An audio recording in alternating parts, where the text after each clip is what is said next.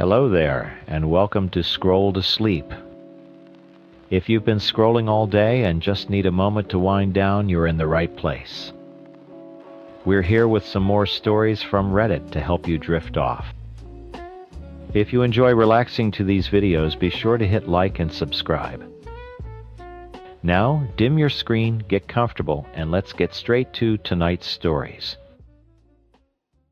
Story 1. Life was good. Not movie script good, but real good. Saturday mornings smelled like my wife Susan's pancakes and the cheap maple syrup our kids Leo and Mia insisted on. We had a small house, a car that usually started, and 2 kids whose laughter could fill every room. I worked construction hard work for decent pay, and Susan managed the home. We were a team. We were happy. I thought that was enough. Then came the rain, a slick of oil on the asphalt, and the screech of tires that was the last thing I heard before everything went black. I woke up to the smell of antiseptic and the rhythmic beep of a machine next to my bed. My first thought was of Susan and the kids. A nurse told me they were fine, that Susan was in the waiting room. Relief washed over me, so potent it was dizzying. Then the doctor came in. He had that look. The kind of look that says your life is now split into a before and an after. He explained it in calm clinical terms. Spinal cord injury, T10 vertebra. A lot of medical jargon that all boiled down to 2 words: never again. As in, I'd never again walk. Never again feel my legs. Never again chase my kids across the yard. When Susan finally came in, her eyes were red, but not from crying for me. It was the hard, dry red of someone who'd been up all night calculating. She held my hand, but her touch was like ice. "We'll get through this, Billy," she said, her voice a little too bright. "We always do." But we didn't. Her visits started getting shorter. 10 minutes here, 5 minutes there. She was always on her phone, tapping away with a little smile on her face. A smile that was never for me. My mom started coming more often, her face a mask of worry. "Who's this Evan guy she's always talking about?" Mom asked one afternoon, fluffing my pillow with unnecessary force. "Evan? I don't know any Evan," I said. The name tasted like poison. "Well, she seems to," Mom muttered, avoiding my eyes. The rumors followed.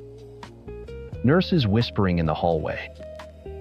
A text from a buddy from work time saw Susan at a fancy restaurant with some old dude in a Benz.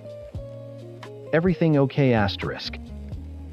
Everything was not okay. The day it all shattered, she didn't even bother to sit down. She walked in wearing a dress I'd never seen before, expensive and tight. She dropped a thick manila envelope onto the thin hospital blanket covering my useless legs.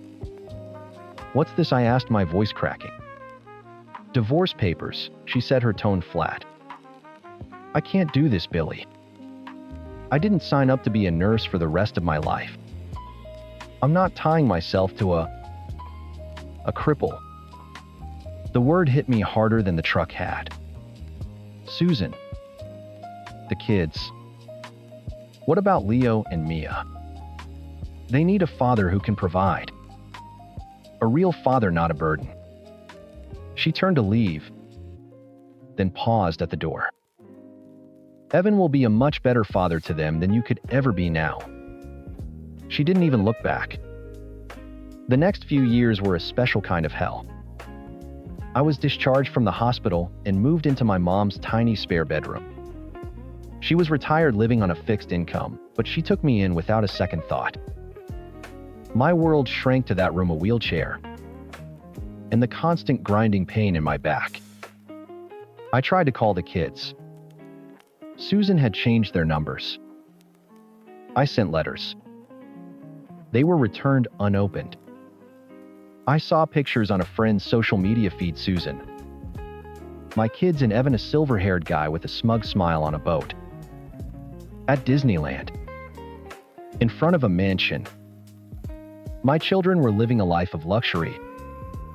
and their mother was erasing me from it one happy filtered photo at a time. When I scraped together enough for a lawyer, a letter came back from Evan's high-priced legal team. It was a cease and desist threatening a restraining order if I tried to make any further contact. They claimed I was an unstable and bitter influence. I was too broke to fight. I was defeated. For a while, I let the darkness win. I drank too much, wallowed in my own misery, and mourned the life and the children that had been stolen from me. My mom was the one who pulled me out. "Are you going to let her win?" she asked one night, taking a bottle of whiskey from my hands. "Are you going to let that woman be right about you?" Something inside me snapped. A different kind of fire replaced the despair. It was rage. Pure, cold, and focused. I started small. I'd always been good at organizing job sites, managing crews and schedules. I used that skill, my laptop and a phone, to start a small-scale event management company from my mom's living room. I planned birthday parties, then small weddings, then corporate retreats. I worked 8-hour days fueled by coffee and spite. It was at one of those corporate events that I met Amy. She was a caterer, and she didn't look at me with pity. She looked at me. She saw the man, not the chair.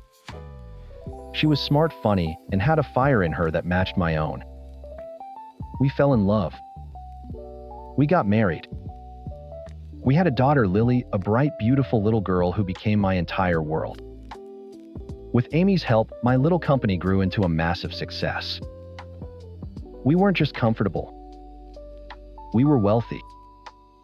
The kind of wealthy that meant I could afford lawyers as good as Evans. 12 years. It took 12 long years, but I finally had the power to fight back. I sued for visitation. Susan and Evan threw everything they had at me, painting me as an abandoner, a deadbeat. But this time I had the resources to prove my case. I had the letters I'd sent, the records of my blocked calls, the testimony from my mom. I won. The first court-ordered meeting was at a neutral coffee shop. I got there early, my heart hammering against my ribs. Amy squeezed my hand. "You've got this," she whispered, before giving me some space. Then they walked in. Leo was 16 tall and lanky, a ghost of the little boy I remembered. Mia was 14 with Susan's eyes, but a sullen expression that was all her own. They looked at me like I was a stranger. Worse, like I was a monster. "Hi," I said, my voice hoarse.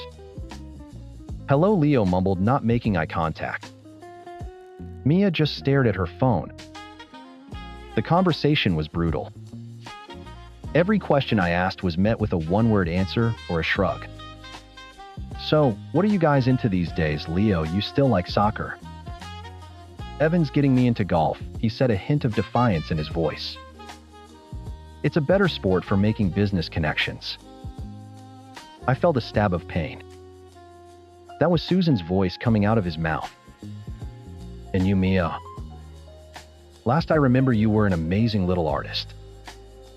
She looked up from her phone. Her eyes cold. "Mom says it's not a practical career path. I'm focusing on my debate club." The hour was almost up. They were already gathering their things, eager to escape. This was it. My one chance. I couldn't let them walk away believing her lies. "Wait," I said, my voice louder, firmer.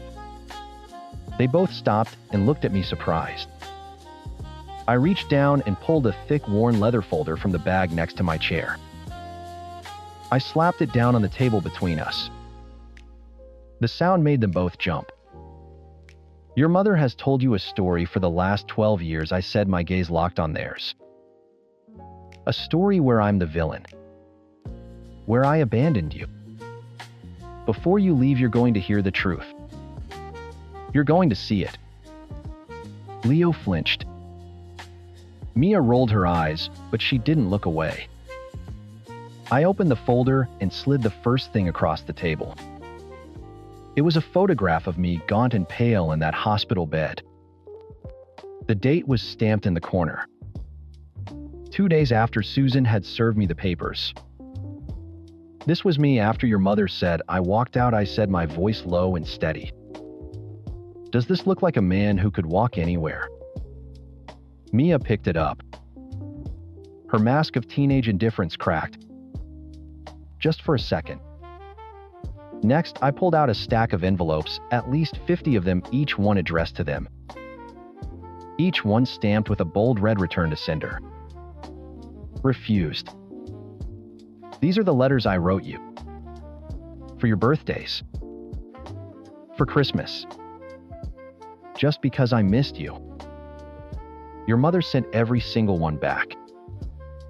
I saw Leo's hand tremble as he reached for one.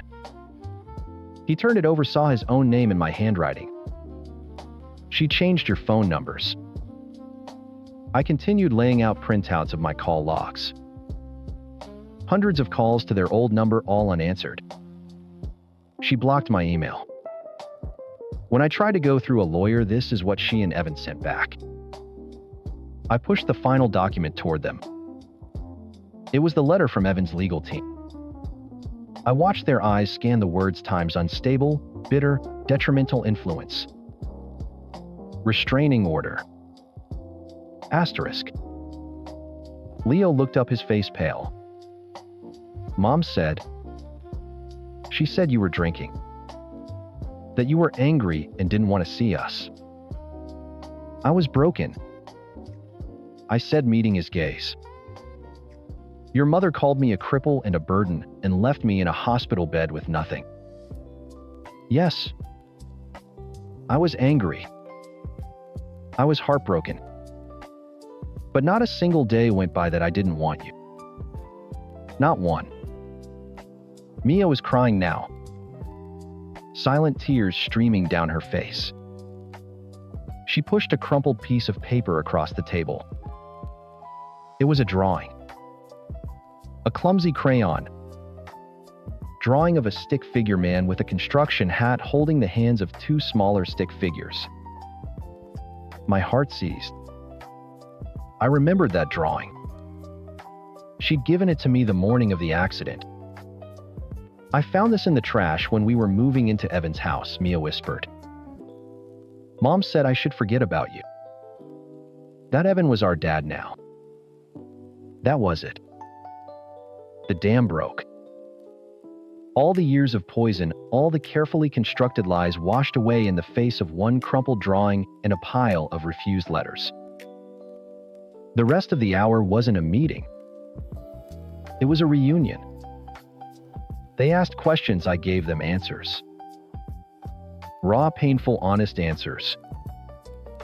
When Evan arrived to pick them up, he saw their tear-streaked faces and shot me a look of pure hatred. Leo didn't even look at him. He just walked over to me, hesitated, and then wrapped his arms around my shoulders. I'm sorry, Dad, he choked out. Mia followed, burying her face in my side. For the first time in 12 years, I held my children. The next few weeks were a hurricane. The kids confronted Susan. From what they told me later, she tried to deny it, to twist the story to paint me as a master manipulator. But the proof was undeniable.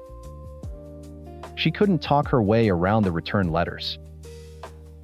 Her lies crumbled, and when they did, she turned vicious, calling the kids ungrateful. That was the final nail in her coffin. They started spending every weekend with me, Amy, and their little sister Lily. They were shy at first, but Amy was warm and welcoming, and Lily adored her new, older siblings. Our house, which had always been full of love, was now bursting with it. Leo and I tinkered with my specially adapted car in the garage. Mia started drawing again, filling sketchbooks in a corner of my home office while I worked. They were finding their way back to me, and I was finding the pieces of myself I thought I'd lost forever. Then came the other victory. The lawsuit for my accident, which had been grinding through the courts for years, finally settled. The trucking company's insurance folded rather than face a jury. The payout was staggering. Life-changing money. Enough to ensure my family would be secure forever. The news, of course, went public. 2 days later, my doorbell rang. Amy was out with Lily and the kids were at school. I wheeled myself to the door and looked at the security camera feed. It was Susan. She looked older, harder. The expensive clothes couldn't hide the desperation in her eyes. I took a deep breath and opened the door. "Billy," she said, forcing a smile that didn't reach her eyes. "Can I come in?" "No," I said. Her smile faltered. "Please. We need to talk. About us. About the kids." "There is no us, Susan. The kids are inside when they're here. You're not." Her composure cracked. Tears welled in her eyes, but they looked fake, practiced. "I made a mistake, Billy. A terrible, terrible mistake. I was young and scared. Evan, he was just security. A port in the storm. I was his sugar baby, that's all it ever was. It was never real. You and me, we were real." I almost laughed. The audacity was breathtaking. A 12-year mistake. You poisoned my children against me for 12 years because you were scared you left me with nothing. But look at you now, she pleaded, gesturing around at my home. You're successful. And the settlement, we could have it all back, Billy. A real family. The way it was supposed to be. I can leave, Evan. We can start over. I looked at this woman who had caused me more pain than the accident itself. I felt nothing. No anger, no hate. Just a vast cold emptiness where my love for her used to be. I have a real family. I said, my voice flat and final. My wife Amy is a real partner. My daughter Lily is a joy I never thought I'd have again. And Leo and Mia are finally home, no thanks to you. You're not a part of that family. You're just a ghost. A bad memory.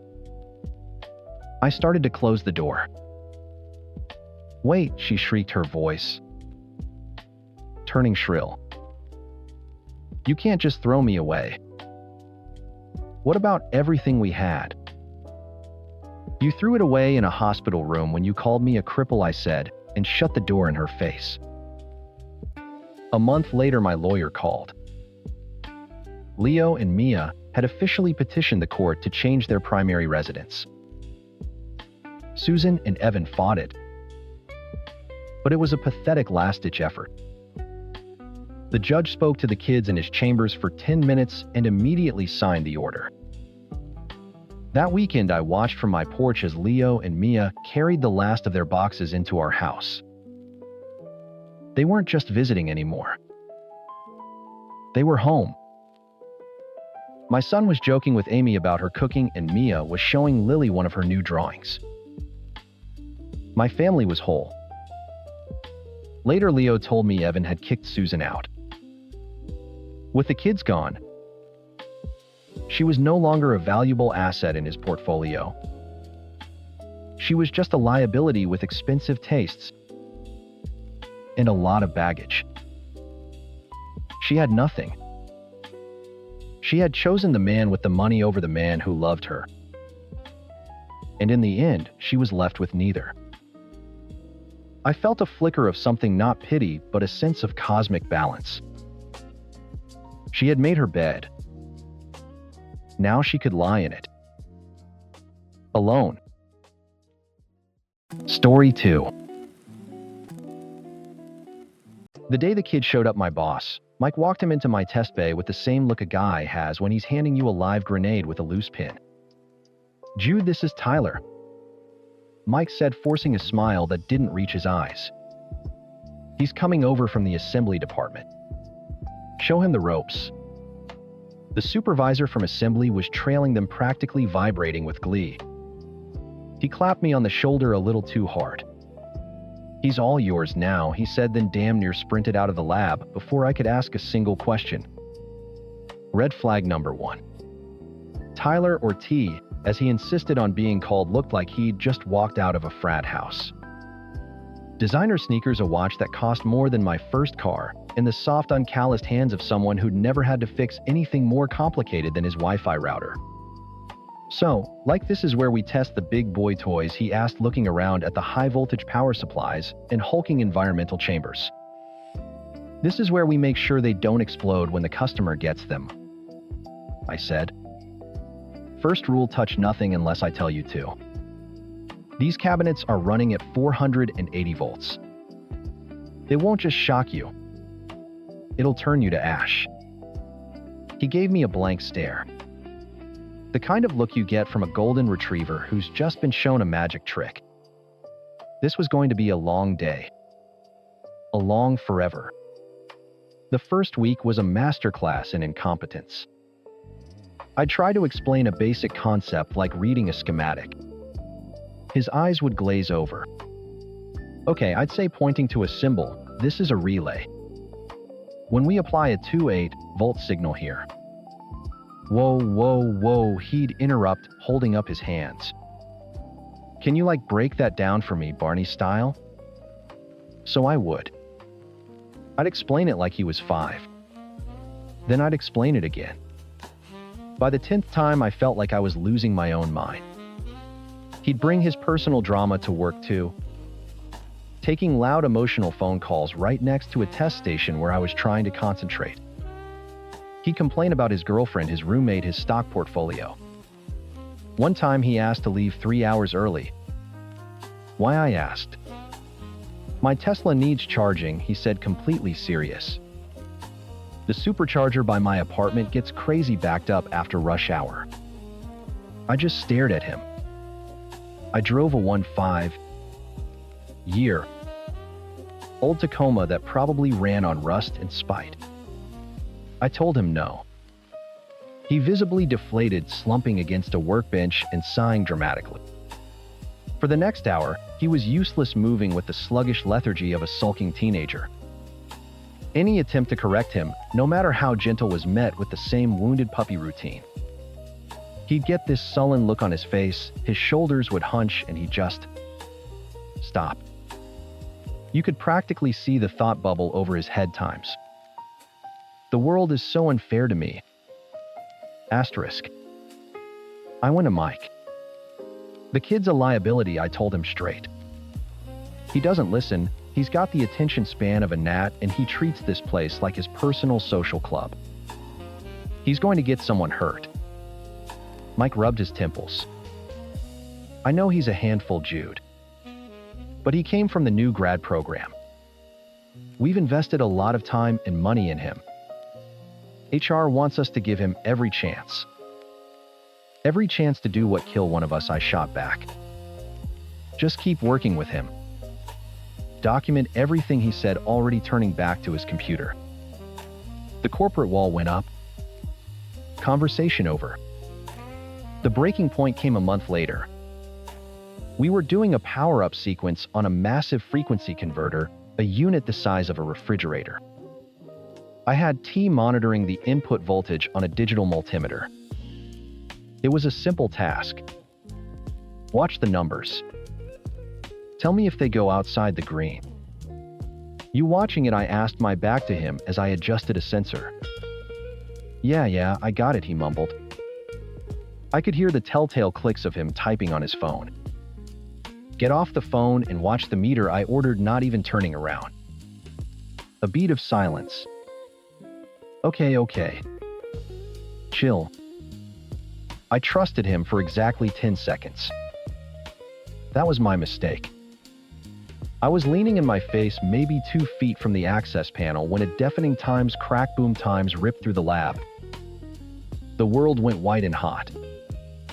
An invisible force slammed me backward. The air filled with the acrid choking smell of vaporized electronics and burnt plastic. Shrapnel, tiny bits of shredded circuit board and melted copper peppered the wall behind me. My ears were ringing a high-pitched whine that drowned out everything else. When my vision cleared, I saw a ragged smoking hole where the control panel had been. T was standing a few feet away, his phone on the floor, his mouth hanging open in a perfect O of shock. "What did you do?" I roared, the words raw in my throat. "Nothing, I don't know what happened," he stammered, his eyes wide with fear. "The numbers were fine, and then it just blew up." I knew he was lying. He'd let the voltage surge so wrapped up in his text conversation that he'd missed the one and only thing he was supposed to be doing. The unit had taken the hit, sacrificing itself in a blaze of glory. If I had been 6 inches closer, it would have been my face. Management's brilliant solution was to send T to another department for cross-training. For 2 glorious weeks, the lab was quiet. We were efficient. We hit our deadlines. We didn't have to listen to complaints about keto diets or Teslas.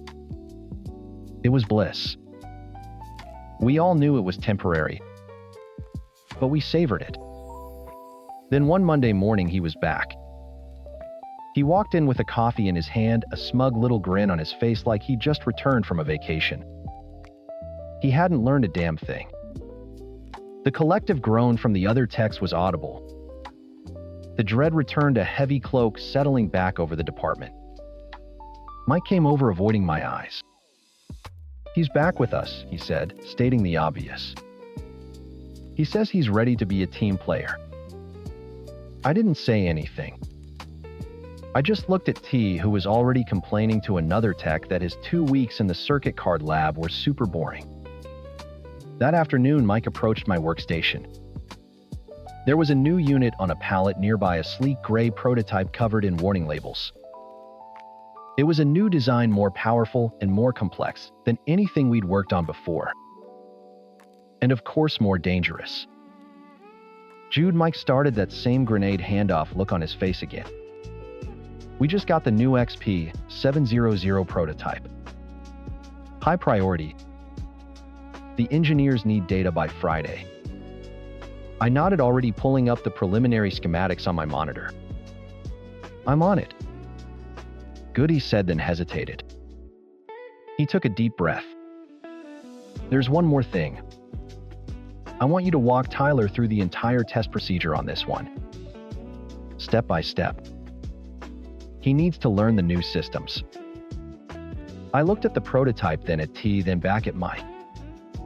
The muscles in my jaw tightened.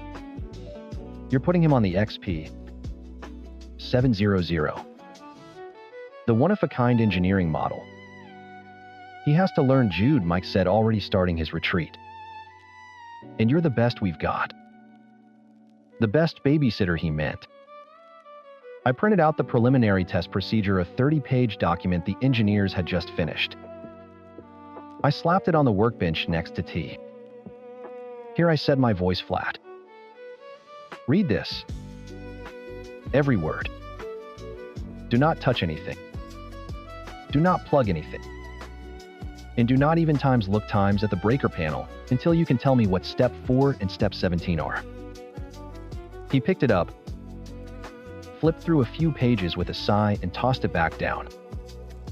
"Dude, just tell me what to do. I learn by doing." "You learn by times reading times," I shot back. "This isn't your Tesla. There's no autopilot. You screw this up, it doesn't just stop working. It becomes a bomb.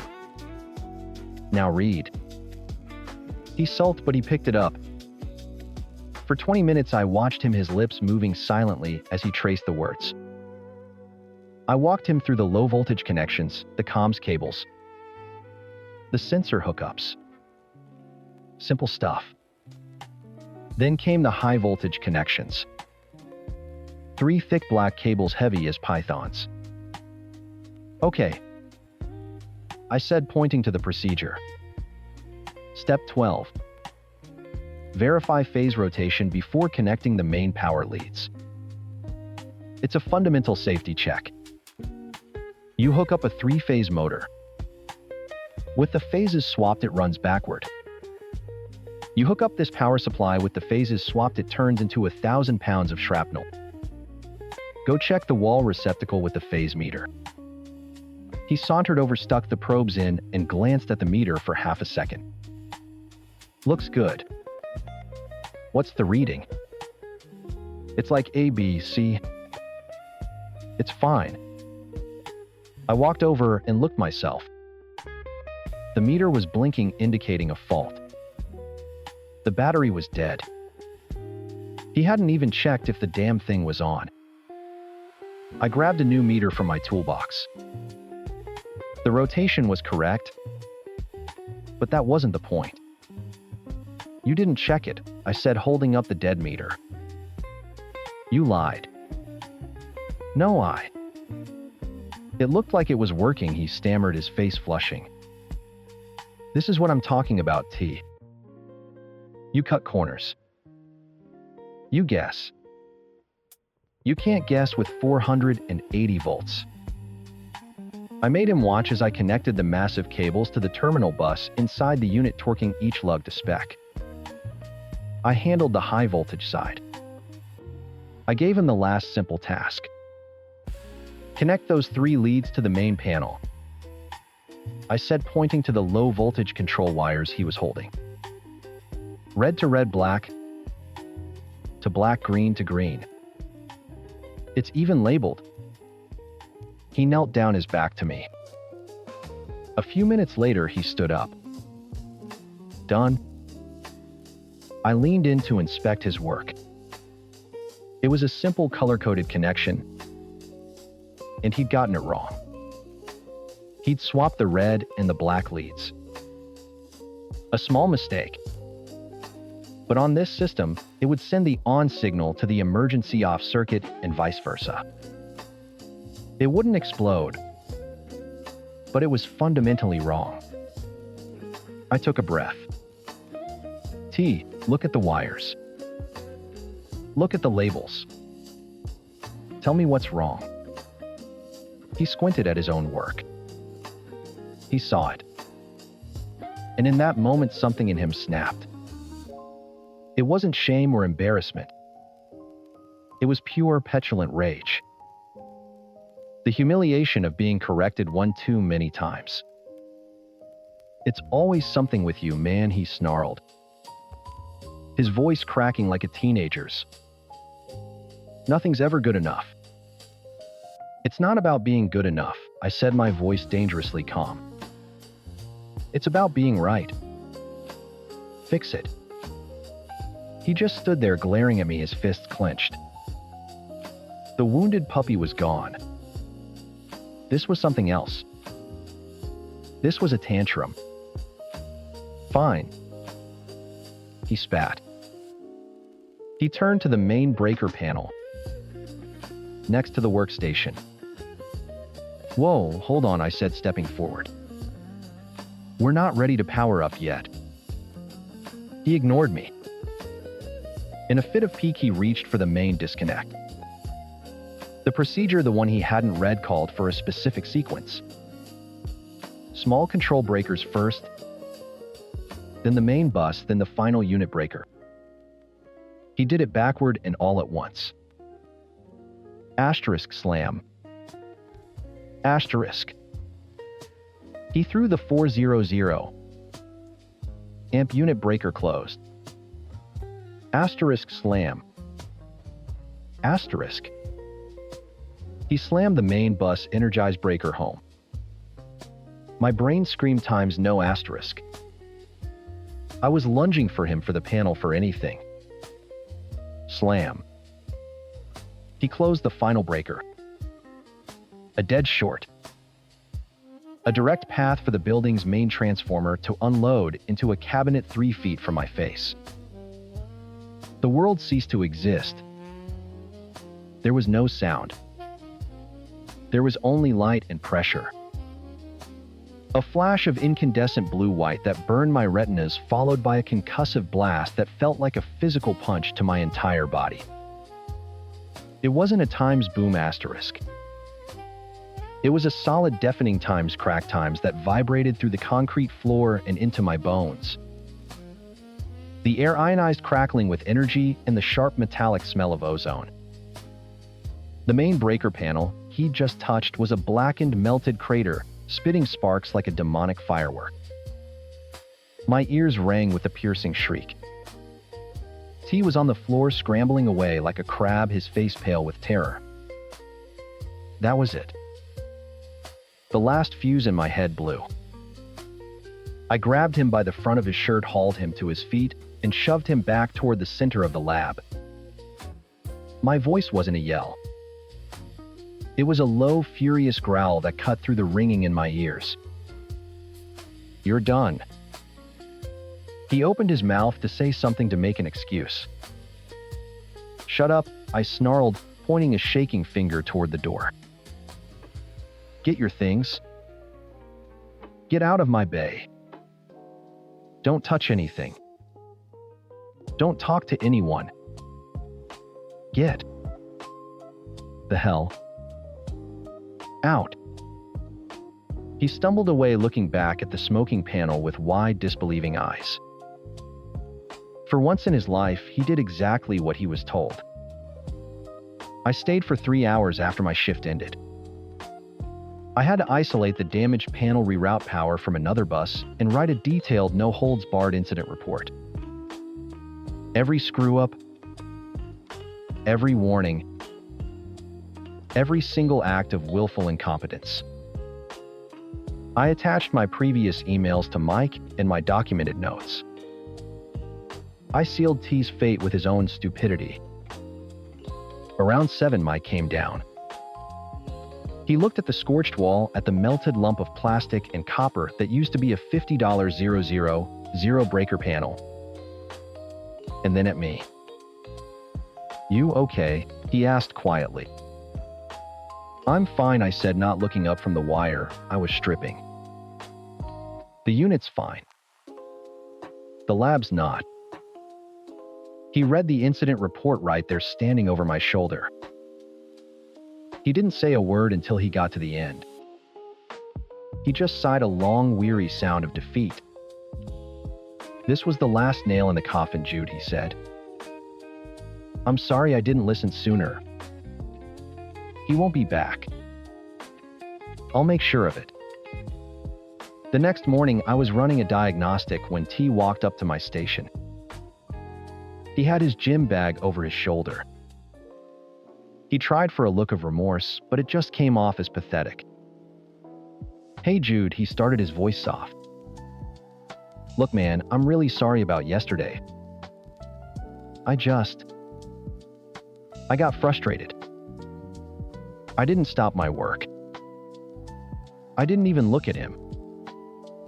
"It's not what happened," I said, my voice as cold and hard as the steel wrench in my hand. "It's what you times did asterisk. And we're done. I know I'm going to be in the circuit card lab for a while." But Mike said. I finally stopped and turned to face him. I let him see the utter lack of anything in my eyes. No anger. No pity. Just nothing. "You're not part of this team anymore," I said, enunciating every word. "We don't need you. We don't want you. Go pound sand." His face crumpled. The entitled frat boy, the incompetent technician, the petulant child, all of it collapsed into a huffy, indignant pout. He scoffed, turned on his heel, and stalked over to his locker. He shoved his few belongings into his bag, slammed the door shut, and stormed out of the lab without another word. A quiet fell over the test bay. The other techs, who had been watching from a distance, slowly went back to their work. The hum of the equipment sounded different. Cleaner. safer. The hazard was gone. I picked up my wrench and got back to work. Story 3. I should have known. The signs were all there, glowing like neon warnings in a fog I refused to see. Our first 6 months were a wildfire. We'd met at a friend's party, and within an hour we were in the back of my car fumbling with buttons and zippers, breathless. We barely came up for air after that. Every surface of my apartment became a landmark in our physical history. The kitchen counter, the living room floor, the goddamn washing machine during a spin cycle.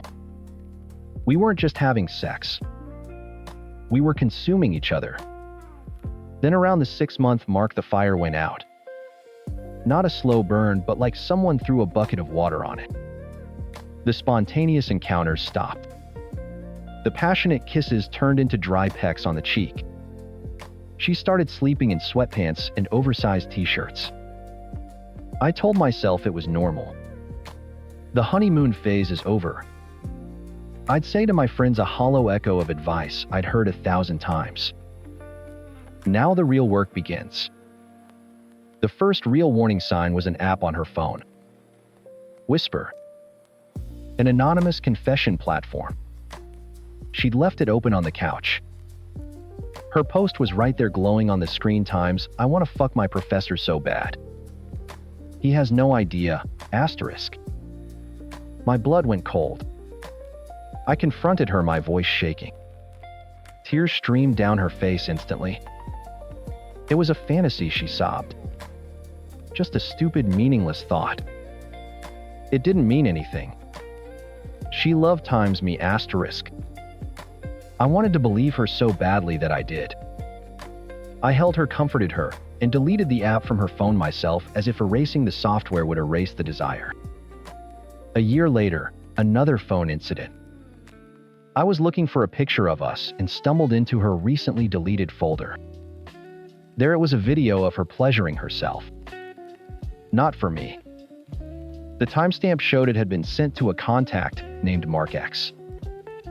This time the confrontation was uglier. It was a mistake, she screamed. He messaged me. I was feeling weird and lonely. I don't know why I did it. She made me feel like the bad guy for even looking for invading her privacy. And again, like a fool, I doubled down. We had a lease together now. A dog. A whole life. Leaving felt more complicated than staying and pretending to forgive. So I stayed. I tried harder. I cooked her favorite meals. I planned weekend getaways. I complimented her constantly. In return, I got nothing. She'd spend hours on the couch, scrolling through her phone, a small secret smile on her face. Her physical presence was there, but she was a million miles away. She started talking about a guy named Jacob from her kickball league. He's so funny, she'd say. I saw the texts. The endless heart emojis. The goodnight messages sent long after she'd rolled over and given me her back in bed.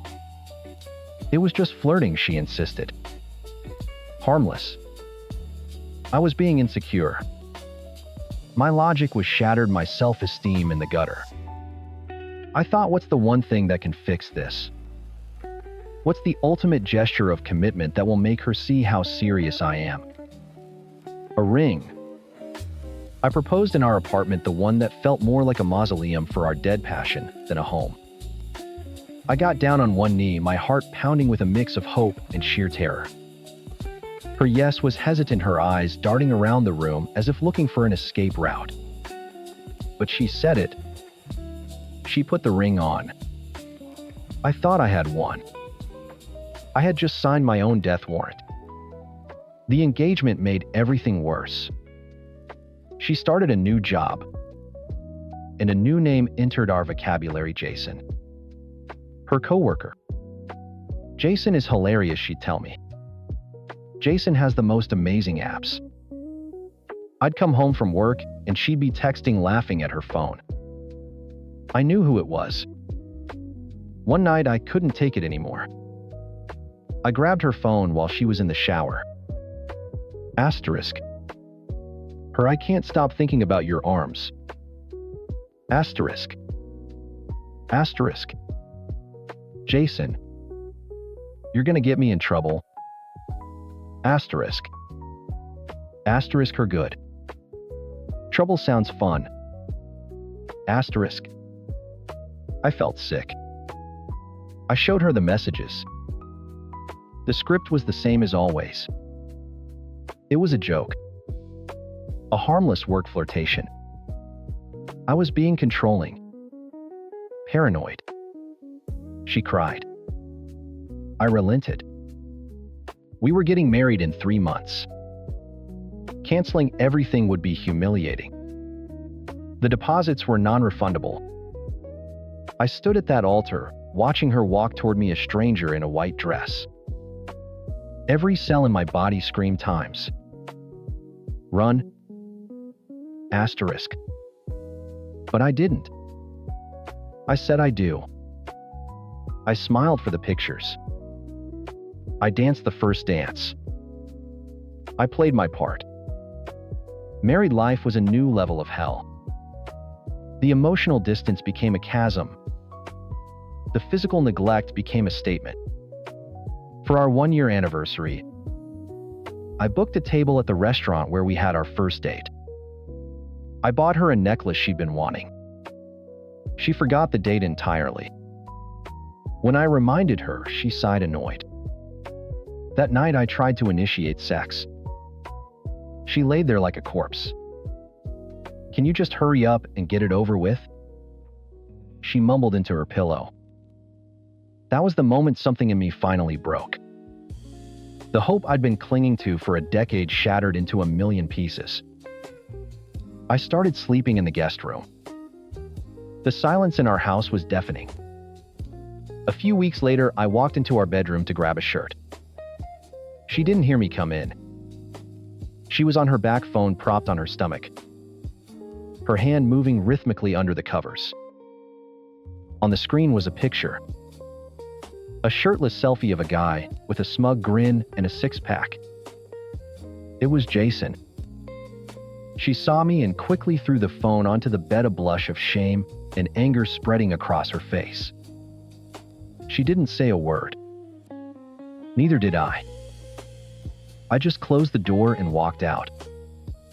The misery was a constant companion, now a heavy cloak. I couldn't take off. I was a ghost in my own marriage. An unwanted spectator to my wife's secret life. I knew there was more, I could feel it. But I was terrified of what I might find if I looked any closer. Tonight she fell asleep, early, exhausted after a long day at work. I lay awake in the guest room staring at the ceiling, the silence pressing in on me. After an hour, I crept back into our bedroom to get my laptop charger. Her phone was on the nightstand. It lit up. A message notification. My heart stopped. It wasn't the message that caught my eye. It was the name. The name she had saved him under. Daddy Jason. His name. Daddy Jason. It wasn't a typo. It was a title. My hands were shaking so hard, I could barely unlock her phone. My thumbprint still registered was my key into her secret world. The text thread opened. It was a novel of her betrayal. Pictures. Videos. Things I could never unsee. Things he did to her, things she did for him. But that wasn't the worst of it. A second before I threw the phone against the wall, her Apple Watch charging beside it lit up. A different app. Bumble. Asterisk Tim Bumble can't wait for tonight. He's okay with everything asterisk. Asterisk her. He has no idea. Just be ready. I'll handle him. Asterisk. My eyes scanned up. They'd exchanged nudes. They were planning a threesome. She was going to bring a stranger from a dating app into our bed. My blood turned to ice. I didn't yell. I didn't scream. I walked into the guest room, picked up her pillow from the floor, and walked back into the master bedroom. I held it over her face. Not hard enough to hurt, just enough to wake her. Her eyes shot open wide with panic. She thrashed, pushing it away. "What the hell are you doing?" She gasped, sitting bolt upright. I dropped her phone and the watch onto the comforter. "Tim Bumble. Daddy Jason. Take your pick." The color drained from her face. For the first time in years, the script was gone. No fake tears, no practiced excuses. Just pure, unadulterated panic. "It's not what you think," she stammered, the words hollow and useless. "It's exactly what I think I said," my voice dangerously calm. "Get your shit. Get out." We tried. For a week we tried. She cried. She begged. She swore she'd change, she'd go to therapy, she'd delete every app, block every number. I listened, numb. I wanted to believe it, to rewind time. But the images were burned into my brain. The lies were a mountain I couldn't climb. We separated. Months crawled by. The silence of my apartment was a physical weight. Loneliness is a treacherous bastard. One night a text from her popped up. Asterisk, I miss you. Asterisk. I was weak. I missed the warmth of a body next to me, even if it was a liar's. We fell into a toxic rhythm. Friends with benefits.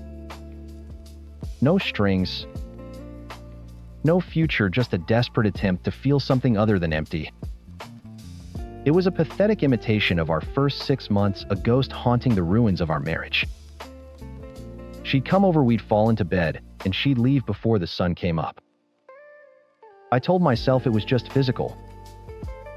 I was using her just like she used me. It was a lie. Last night she stayed over. She fell asleep in my arms, a sight that once would have filled me with peace, but now just felt like a trap. In the morning she went to shower. Her phone lying face up on my nightstand buzzed. A notification from Instagram. A new post from a private account. The profile picture was a silhouette. The username was just a string of numbers. But the post was a picture of her. Naked. Straddling someone. The caption read Times. My happy place. Asterisk. I clicked the profile. My stomach lurched. The account belonged to Jason. His name was in the bio, bracketed by hearts. I scrolled. Dozens of pictures. A complete documented timeline of their affair. Pictures of them on dates while she was telling me she was working late. A picture of her wearing the necklace I bought her for our anniversary, kissing him. My vision tunneled. I went into her photos. There it was. A folder labeled favorites. It was all him. Explicit photos. Videos. Screenshots of their texts. Asterisk, Daddy Jason. Miss my mouth, asterisk. Asterisk, her every second. Can't wait for you to get home.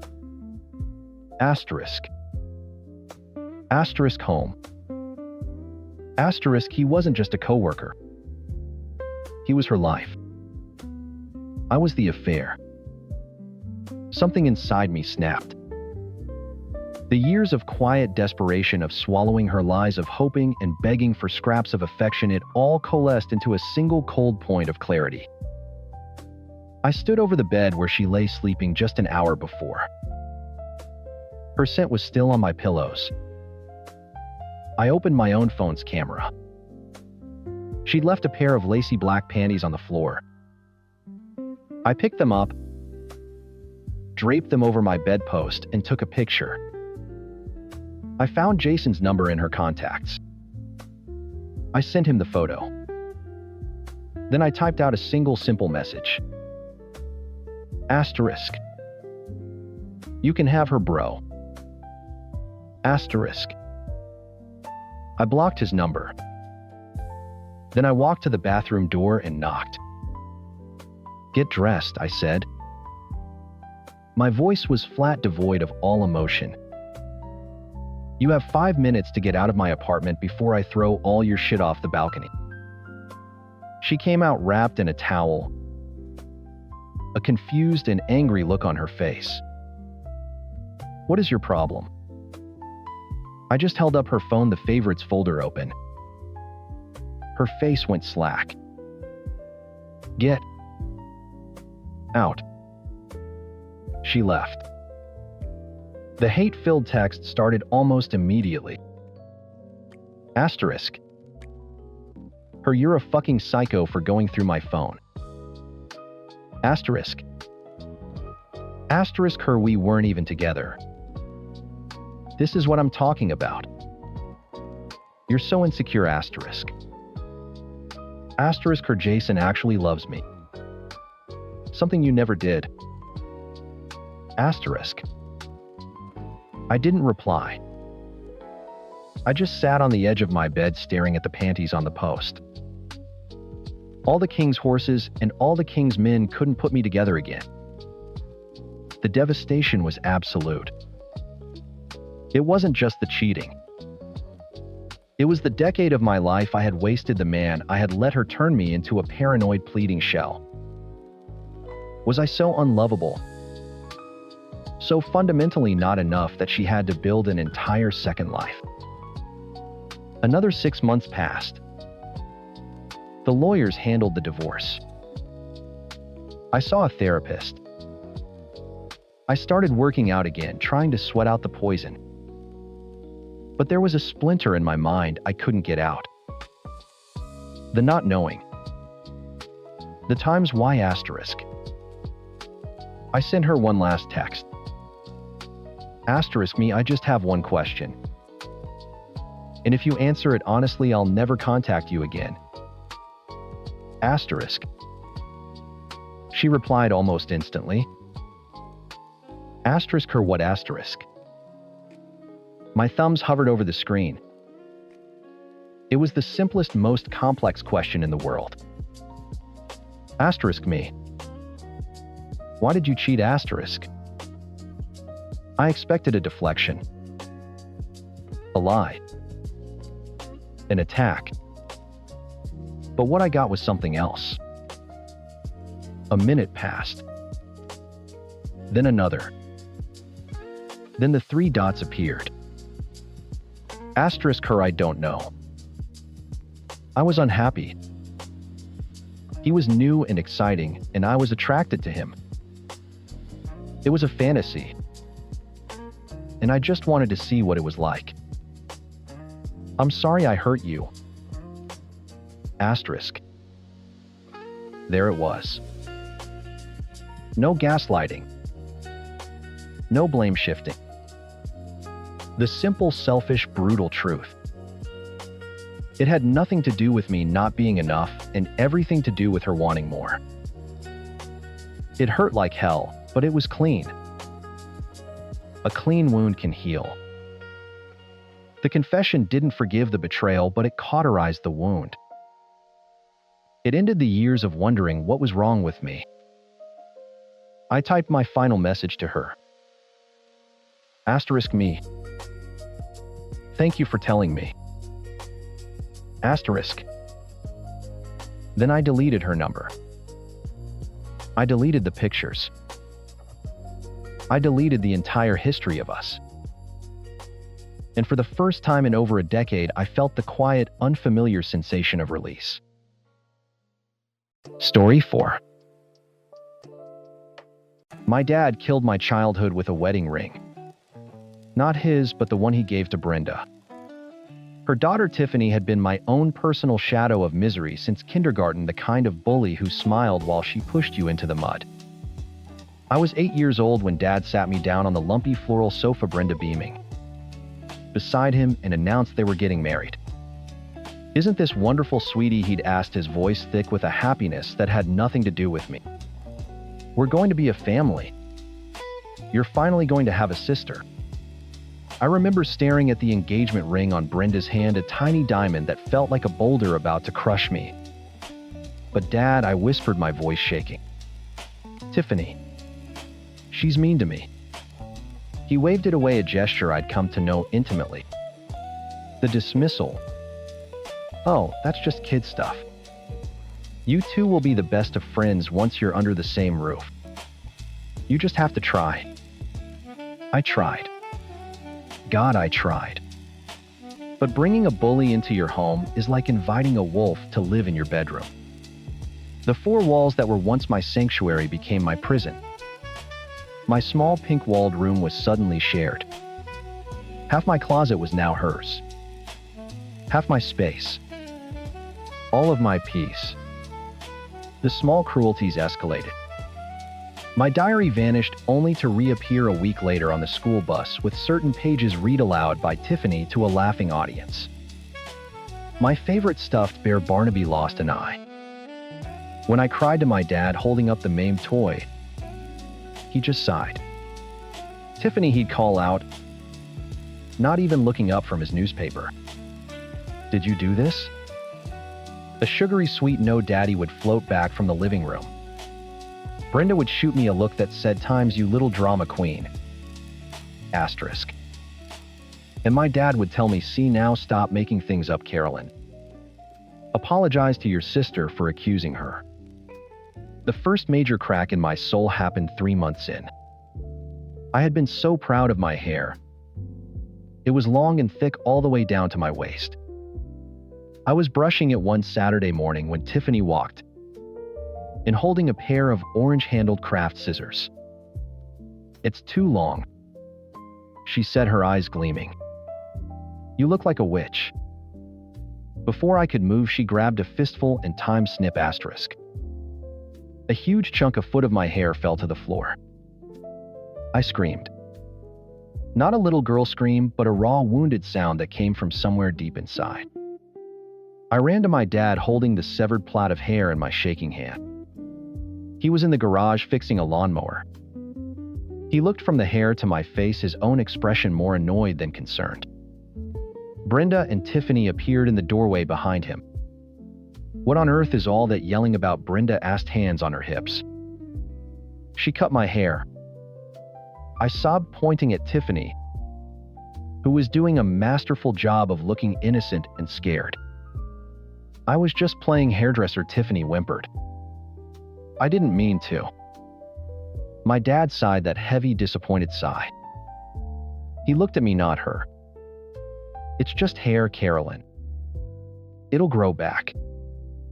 The important thing is that we forgive each other. Now tell your sister you forgive her."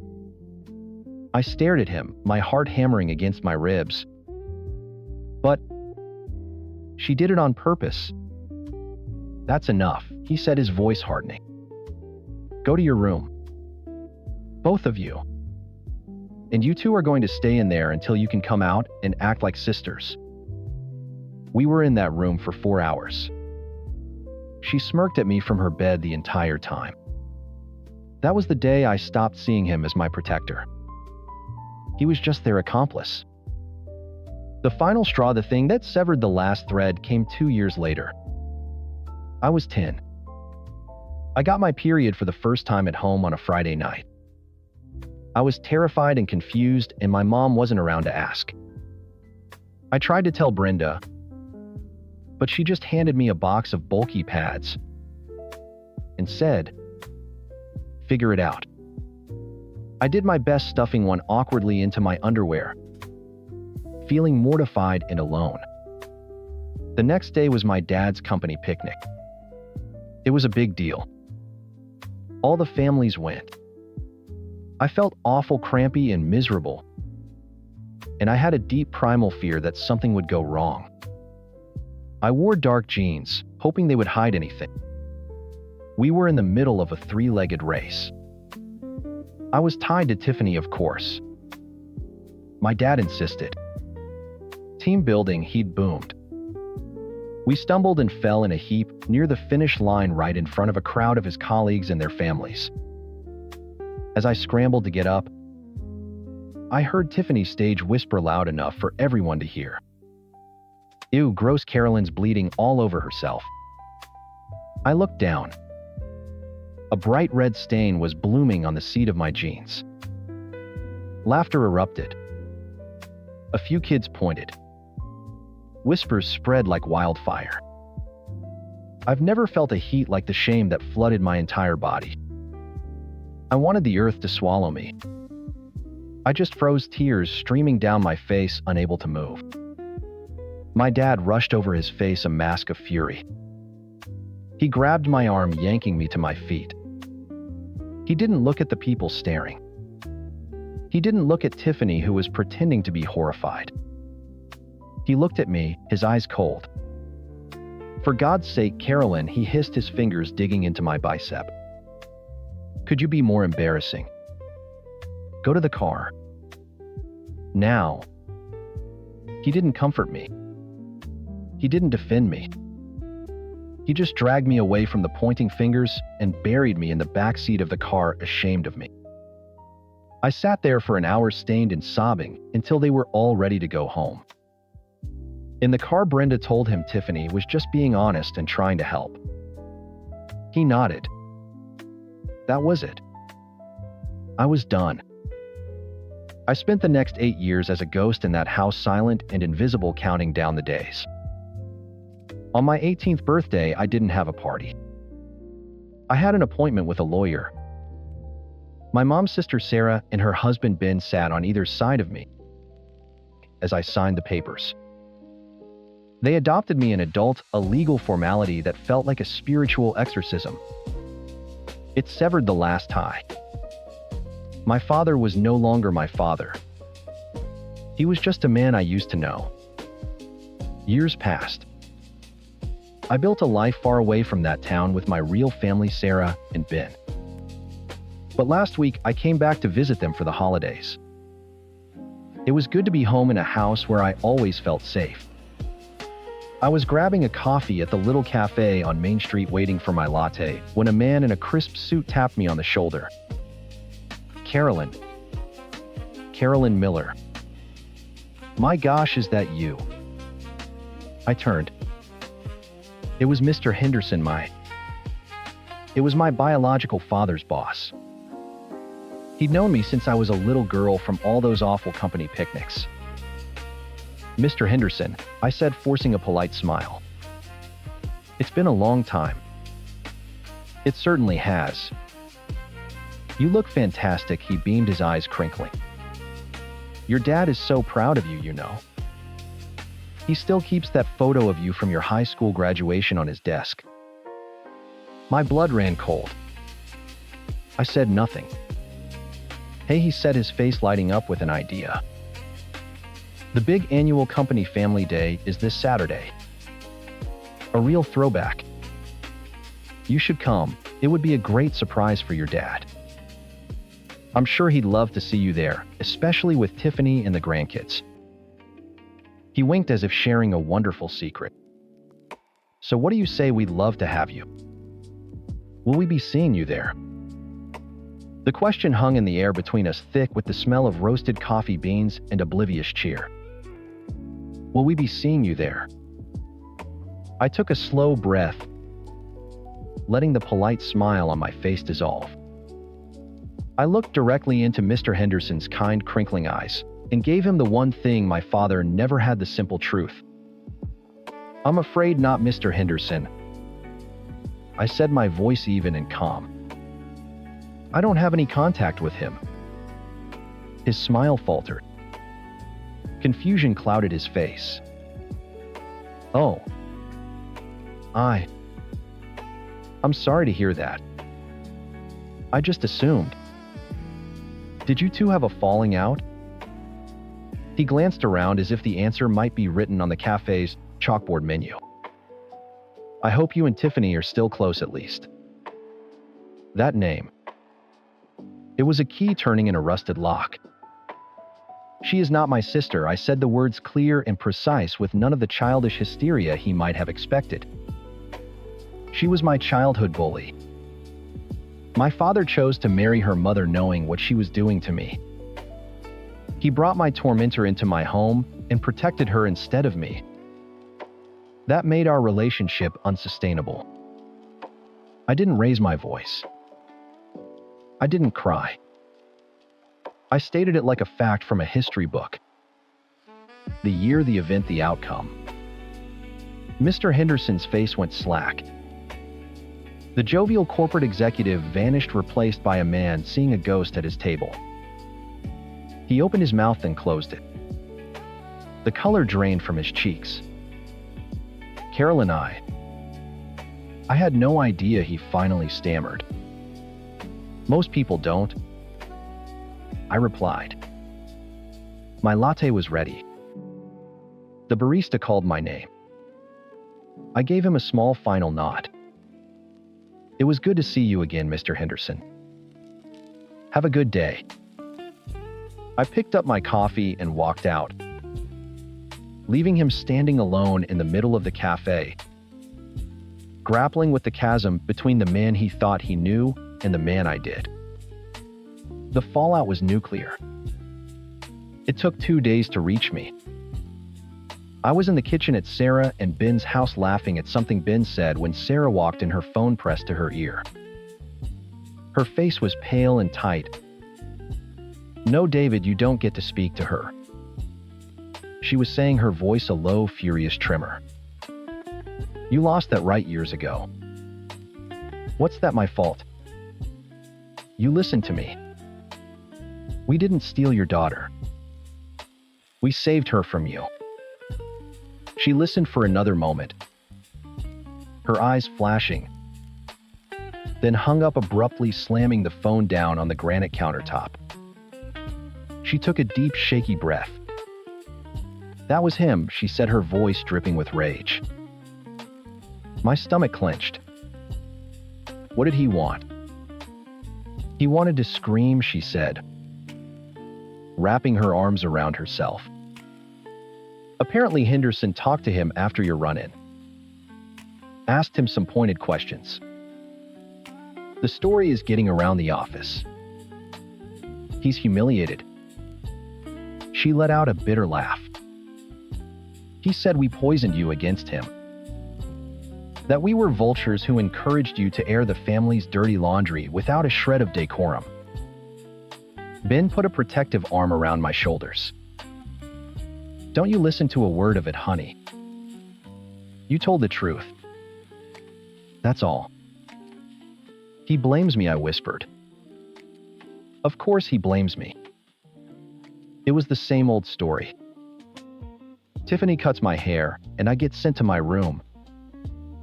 Tiffany humiliates me in front of 100 people, and I get punished for being embarrassing. I tell a man the simple, unvarnished reason I don't speak to my father, and I'm the one with no decorum. The next morning it got worse. An email popped up on my phone. The sender was an old Hotmail address I hadn't seen in over a decade, a digital fossil. Asterisk asterisk. Subject. What have you done? Asterisk asterisk. My hands shook as I opened it. Asterisk Carolyn asterisk. Asterisk, I don't know what possessed you to ambush my boss and spew your childish one-sided version of our family history, but I hope you're proud of yourself. My reputation, something I have spent 30 years building, is now in jeopardy because you couldn't resist a moment of petty drama. Asterisk. Asterisk. Did you ever stop to think about what I sacrificed for you? I gave you a home. I gave you a mother and a sister because I thought you needed a complete family. Brenda and Tiffany were a gift one you threw back in my face at every opportunity. And now years later, you're still doing it. Dragging my name through the mud because you've held on to some pathetic childhood grudge. Asterisk. Asterisk. You have no loyalty, no sense of propriety. To do this to me, to your own father, is unforgivable. You've embarrassed me. You've embarrassed Brenda, and you've caused a crisis in my professional life. All because you wanted 5 minutes of attention. You are a cruel, ungrateful girl. Asterisk. Asterisk, leave us alone. You've done enough damage. Asterisk. David Miller. I read it twice, the words blurring through a haze of incandescent rage. Cruel, ungrateful, he still didn't see it. He never would. He saw a dent in his reputation. I saw a 10-year-old girl bleeding through her jeans being hissed at by her father. He saw a breach of decorum. I saw a 9-year-old girl holding a severed braid of her own hair while her protectors sided with the person holding the scissors. He was right about one thing. It was time to leave him alone. Permanently. I sat down at Sarah's desk, opened my laptop, and clicked reply. My fingers flew across the keyboard, cold and steady. Asterisk, asterisk. Subject re. A final accounting, asterisk, asterisk. David. Asterisk. You're concerned about your reputation. A reputation is the story people tell about you. For years, you've told a story about being a loving father to 2 daughters. I simply corrected the record with the facts. Asterisk. Asterisk. You're concerned about propriety. Was it proper to force me to share a room with a girl who read my diary to the whole school bus? Was it decorum to call me a liar when I came to you sobbing because she destroyed something I loved? Asterisk. Asterisk, you mentioned sacrifice. Let me tell you about sacrifice. It was sacrificing my sense of safety in my own home. It was sacrificing my belief that my own father would protect me. It was sacrificing my childhood piece by piece to make your new wife happy. Asterisk. Asterisk, you are not the victim here. You were the architect. My crime was not a lack of decorum. It was surviving the world you built for me and finally speaking its name aloud. Asterisk. Asterisk. This is not a debate. These are the facts of my life, the ones you chose to ignore. This is the last time you will ever hear from me. I am not your daughter. I am a woman who was once your child. Asterisk. Goodbye. I hit send. Then I opened his contact, the one I hadn't even known was still saved. I blocked the email address. I blocked the phone number Sarah still had.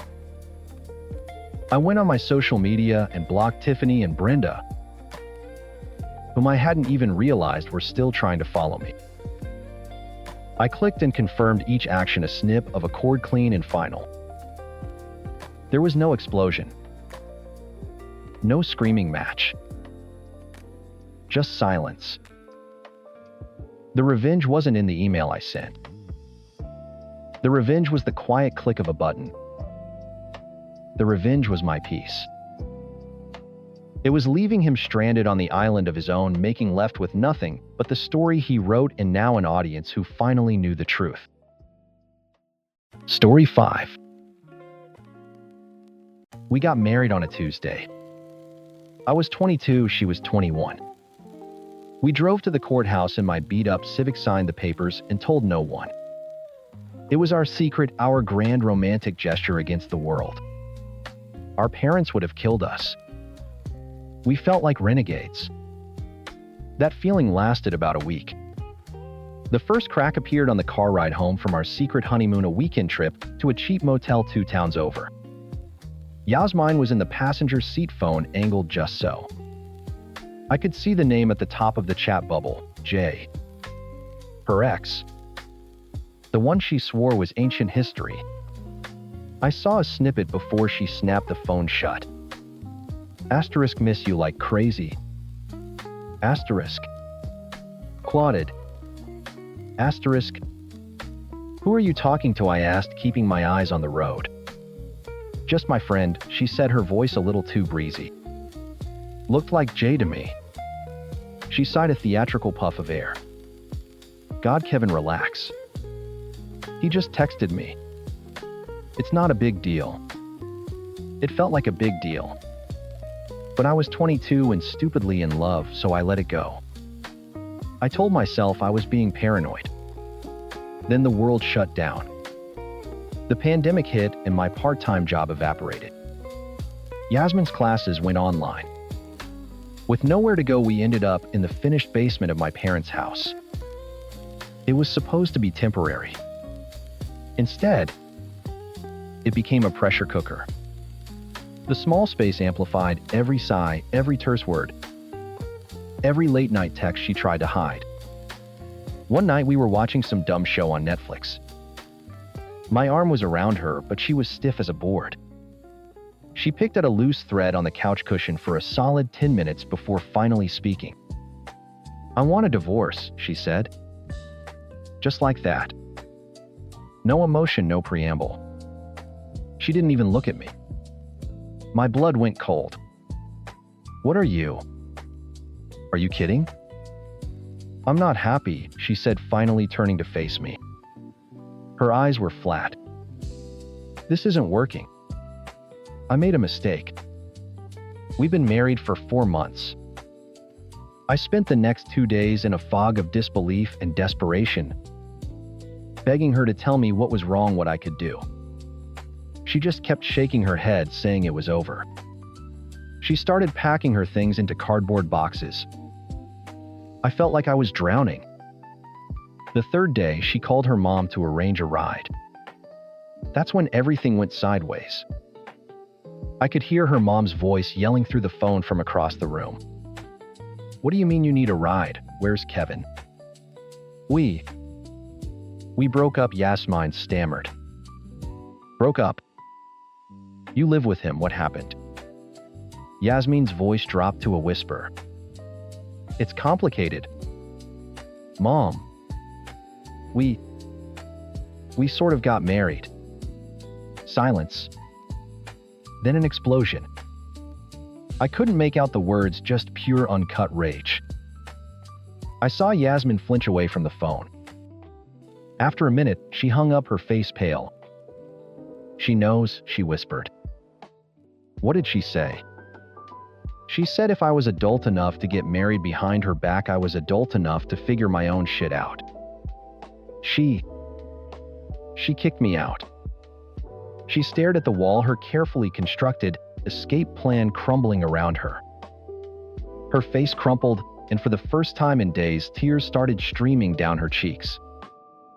She turned to me, her eyes wide with panic. Kevin, she sobbed, grabbing my hands. I'm so sorry. I made a mistake. I was scared. I don't want a divorce. I love you. Please. Let's get our own place. A real place. We can make this work. And like the world's biggest fool, I believed her. I saw her tears not as a manipulation tactic, but as a genuine change of heart. I thought her mom's ultimatum had shocked her back to her senses. A month later, we were moving into a 1-bedroom apartment. It stretched my finances to the breaking point, but it felt like a real home. A fresh start. For a while it was. We fell into a routine. It was quiet, almost peaceful. I let myself believe the worst was behind us. The discovery happened on a Thursday. Yasmine was in the shower and her phone, which she usually guarded like a state secret, was lying face down on the nightstand. It buzzed. The screen lit up. I glanced over. A Snapchat notification. From E. Her times other times ex-boyfriend. My heart started hammering against my ribs. Asterisk. Don't look times, I told myself. Asterisk. You're being paranoid again. Don't do it. Asterisk. I did it. My hands were shaking as I picked up the phone. I didn't know her passcode, but the notification banner showed a preview of the message. E-times.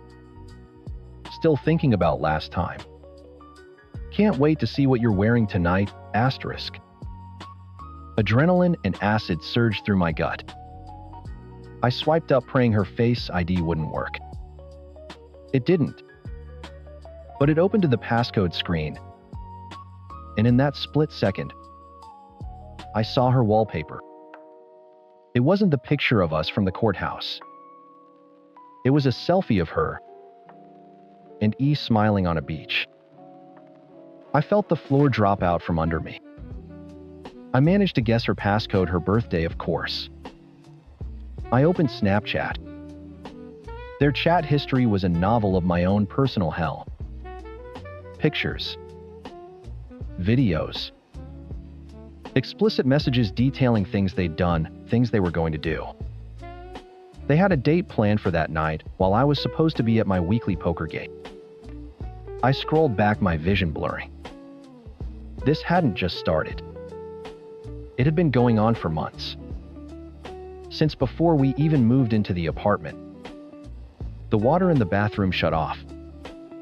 I stood there frozen in the middle of our bedroom.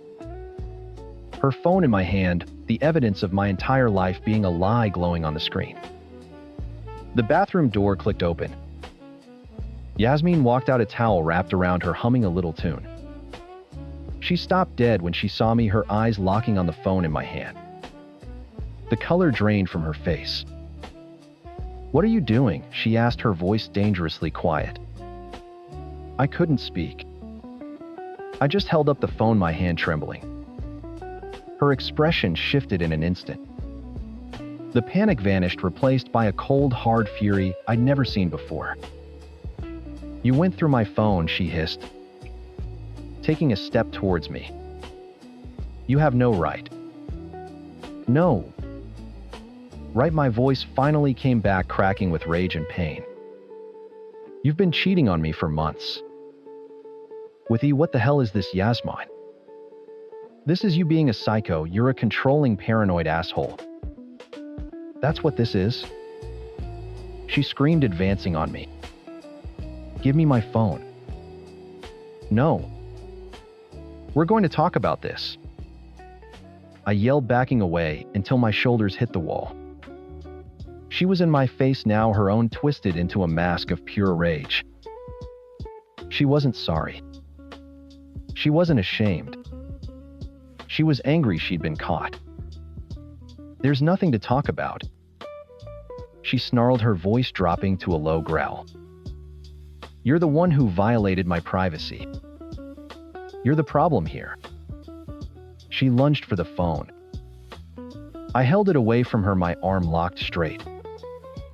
Her fingers scrabbled at my hand, her nails digging into my skin.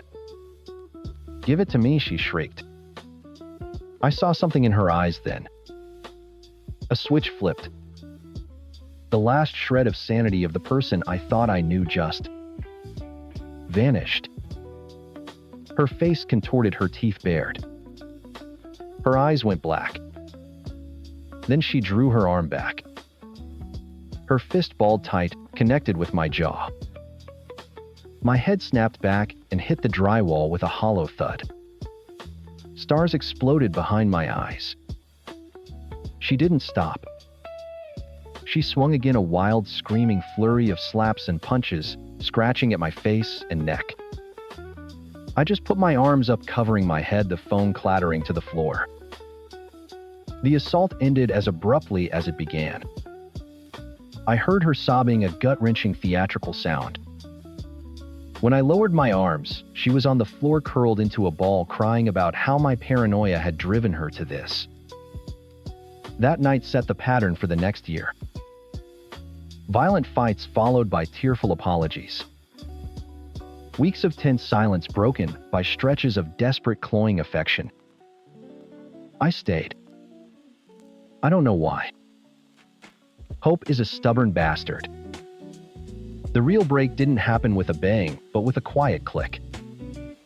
I was using her laptop to print some documents when a notification popped up. A message from her best friend Chloe. It was a screenshot of a conversation between Chloe and Yasmin from over a year ago, right before Yasmin had first asked for a divorce in my parents' basement. Chloe Times? Are you really going to do it? Tell him asterisk. Yasmin Times I have to. I can't even look at him. Not after Jay. Asterisk. Chloe Times. You slept with him one time. You were drunk. Asterisk. Yasmin Times. It doesn't matter. It changes everything. Asterisk. The air left my lungs. Jay. Her first ex. The one she was texting on our honeymoon. She hadn't just been texting him. She'd slept with him. Then she'd come home and tried to divorce me, not out of some vague unhappiness, but because of her own guilt. Her mother kicking her out hadn't been a wake-up call. It had just been a logistical problem. Her tears, her pleas to work on our marriage, it was all a lie. A plan B. I was plan B. Something inside me didn't just break. It evaporated. The pain was so immense it became a void. I felt nothing. I closed the laptop, went to the living room, and sat on the couch. I was a ghost in my own life, staying simply because I didn't have the energy to leave. The end came on a Saturday night at my parents' house. I'd invited a few old friends over to grill and watch the game in the backyard. It was the first time I'd felt anything close to normal in months. We were laughing, telling stupid jokes, the sound echoing off the fence. Yasmin had refused to come outside, stewing in the guest room upstairs, radiating silent fury that I was having fun without her. Around 10, the guest room door slammed open. She stormed down the stairs and burst through the back door, her face a thundercloud. Are you people serious? She snapped, her voice cutting through the laughter. Some of us are trying to sleep. My friend Mark looked at his watch. It's 10 o'clock. Yasmin. I don't care what time it is. You're being incredibly disrespectful. This is Kevin's parents' house, she shouted, as if she were defending their honor instead of trying to end my one night of peace. The backyard went silent. My friends stared, awkward and embarrassed. I felt a hot flush of shame creep up my neck. Yas, come on. We'll keep it down. No, she said, her eyes locked on me, full of venom. I'm leaving. I can't stand being here. She turned and marched through the house. I mumbled an apology to my friends and followed her, my heart pounding with a familiar dread. I caught up to her in the driveway as she was fumbling for her keys. What the hell was that? I demanded, keeping my voice low. You couldn't just let me have one night. One night of you ignoring me for your idiot friends, she spat, finally finding the keys. She jabbed the fob and the car chirped. You're pathetic, Kevin. You always have to be the center of attention. She yanked the car door open and threw herself into the driver's seat. The engine roared to life. I was standing in front of the car right by the bumper, still trying to reason with a person who had left reason miles behind. This is insane. Just go back inside. I set my hands up in a placating gesture. Her eyes met mine through the windshield. They were dead, empty. She slammed the car into reverse tires, squealing on the asphalt as she backed halfway down the driveway. Then she shifted into drive. The engine screamed. For a split second, I didn't understand. Then I saw the car lurch forward, aimed directly at me. I jumped. Not fast enough. The front bumper caught my leg, spinning me sideways. A searing pain shot from my knee as I stumbled and fell hard on the concrete. The car didn't stop. It screeched past where I'd been standing, swerved onto the street, and disappeared into the night. I lay on the driveway, the rough concrete scraping my palms, staring at the empty space where she'd been. The pain in my knee was a dull throb compared to the sudden horrifying clarity in my head. Asterisk, she just tried to run me over. Asterisk. That was it. The ghost in my house was gone. I was back in my own body, and my body was telling me to run. I pulled out my phone, my hand shaking so badly I could barely dial. I called my sister. Hello, Sarah. I croaked. Can I come over right now? Kev, what's wrong? You sound awful. I'll explain when I get there. Please. I didn't go back to the party. I limped to my Civic, drove to my sister's house, and collapsed onto her couch. And then it all came out. The secret wedding. The cheating with Jay. The cheating with E. The lies, the gaslighting. The screaming fights, the violence. I told her about the fist to my jaw and the car in the driveway. The whole ugly 2-year story poured out of me like poison. She just listened, her face a mask of horror and grief for me. When I was done, she wrapped me in a hug and I finally broke. An hour later, my phone rang. It was Yasmine.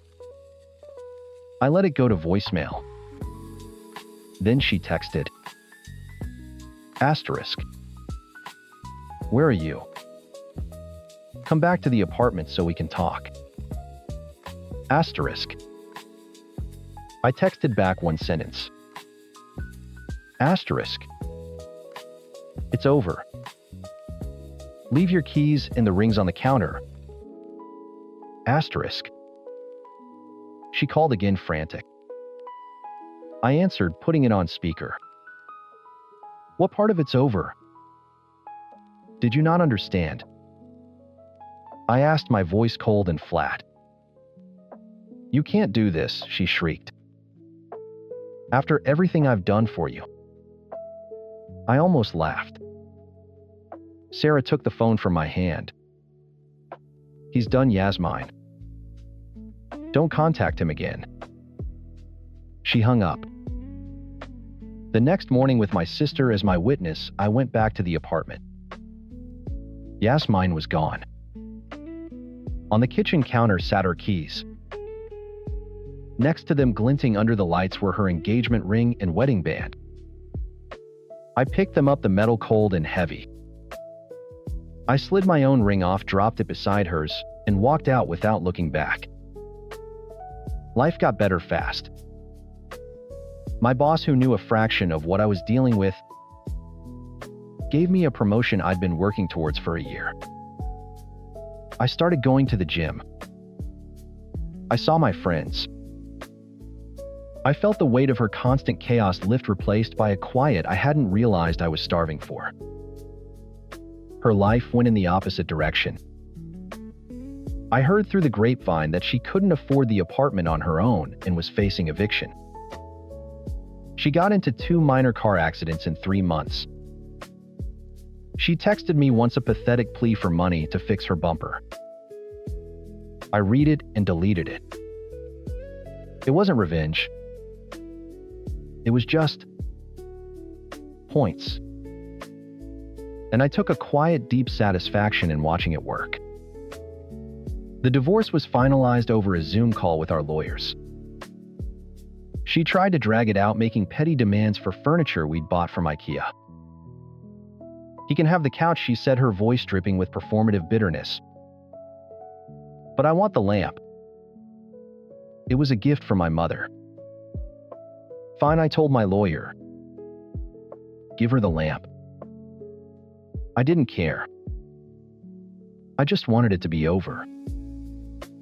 The last time she ever contacted me was a week after the decree was finalized. A text popped up on my phone. Asterisk, I hope you're happy. You ruined my life. Asterisk. I looked at the message feeling nothing but a profound sense of pity for the black hole of a person who wrote it. I wasn't happy because I'd ruined her life. I was happy because I was finally free of her. I held my finger down on her name. A menu appeared. Asterisk, block this caller. Asterisk. I pressed it. And I moved on. Story 6. My mom always talked about her retirement fund like it was a holy grail. A shimmering, untouchable nest egg she'd spent her life building. It was her answer to everything. The first time it really stung was my freshman year of college. I'd scraped together scholarships, grants, and the money from my 2 part-time jobs, but I came up $800 short for my first tuition payment. It was due in a week. I swallowed my pride and called her. Mom, I'm so close, I said, trying to keep the panic out of my voice. I just need a little help. $800. I can pay you back as soon as I get my next few paychecks. There was a long pause on the other end of the line. I could picture her in her spotless kitchen wiping down a counter that was already clean. Rachel, honey, she began, her voice taking on that gentle, condescending tone she used for delivering bad news. You know I would if I could. But every single spare penny goes into the retirement fund. I can't touch it. The penalties are just astronomical. You have to understand I need to secure my future. I understood. I always understood. I said, okay, Mom. No problem. I'll figure it out. And I did. I sold my grandfather's old guitar, the one he'd taught me to play on. I picked up extra shifts bussing tables until my feet were swollen and my back ached. I made the payment with 3 hours to spare. I didn't tell her how. 2 years later, my laptop died during finals week. Not a slow, dignified death, but a sudden smoke-smelling sizzle that left the screen black. I was in the middle of a 10-page paper on microeconomic theory. I called her from a library computer, my voice shaking with stress. It's a $500 laptop, Mom. That's all I need. I found one on sale. I'll pay you back $50 a week. I swear. Oh, Rachel, she sighed, a sound heavy with disappointment. A laptop is a big responsibility. Maybe if you'd taken better care of the one you had. I can't just pull $500 out of thin air. It would have to come from the fund. And I just can't touch the fund. You know that. She suggested I apply for a credit card. The irony was so thick I could have choked on it. She was advising me her 20-year-old daughter to go into high-interest debt because her sacred retirement fund couldn't spare a loan for an essential school tool. Right. The fund, I said, my voice flat. Got it. I finished my finals by borrowing a friend's computer between 2 and 5 a.m. for 3 nights straight. I passed, but barely. My GPA took a hit.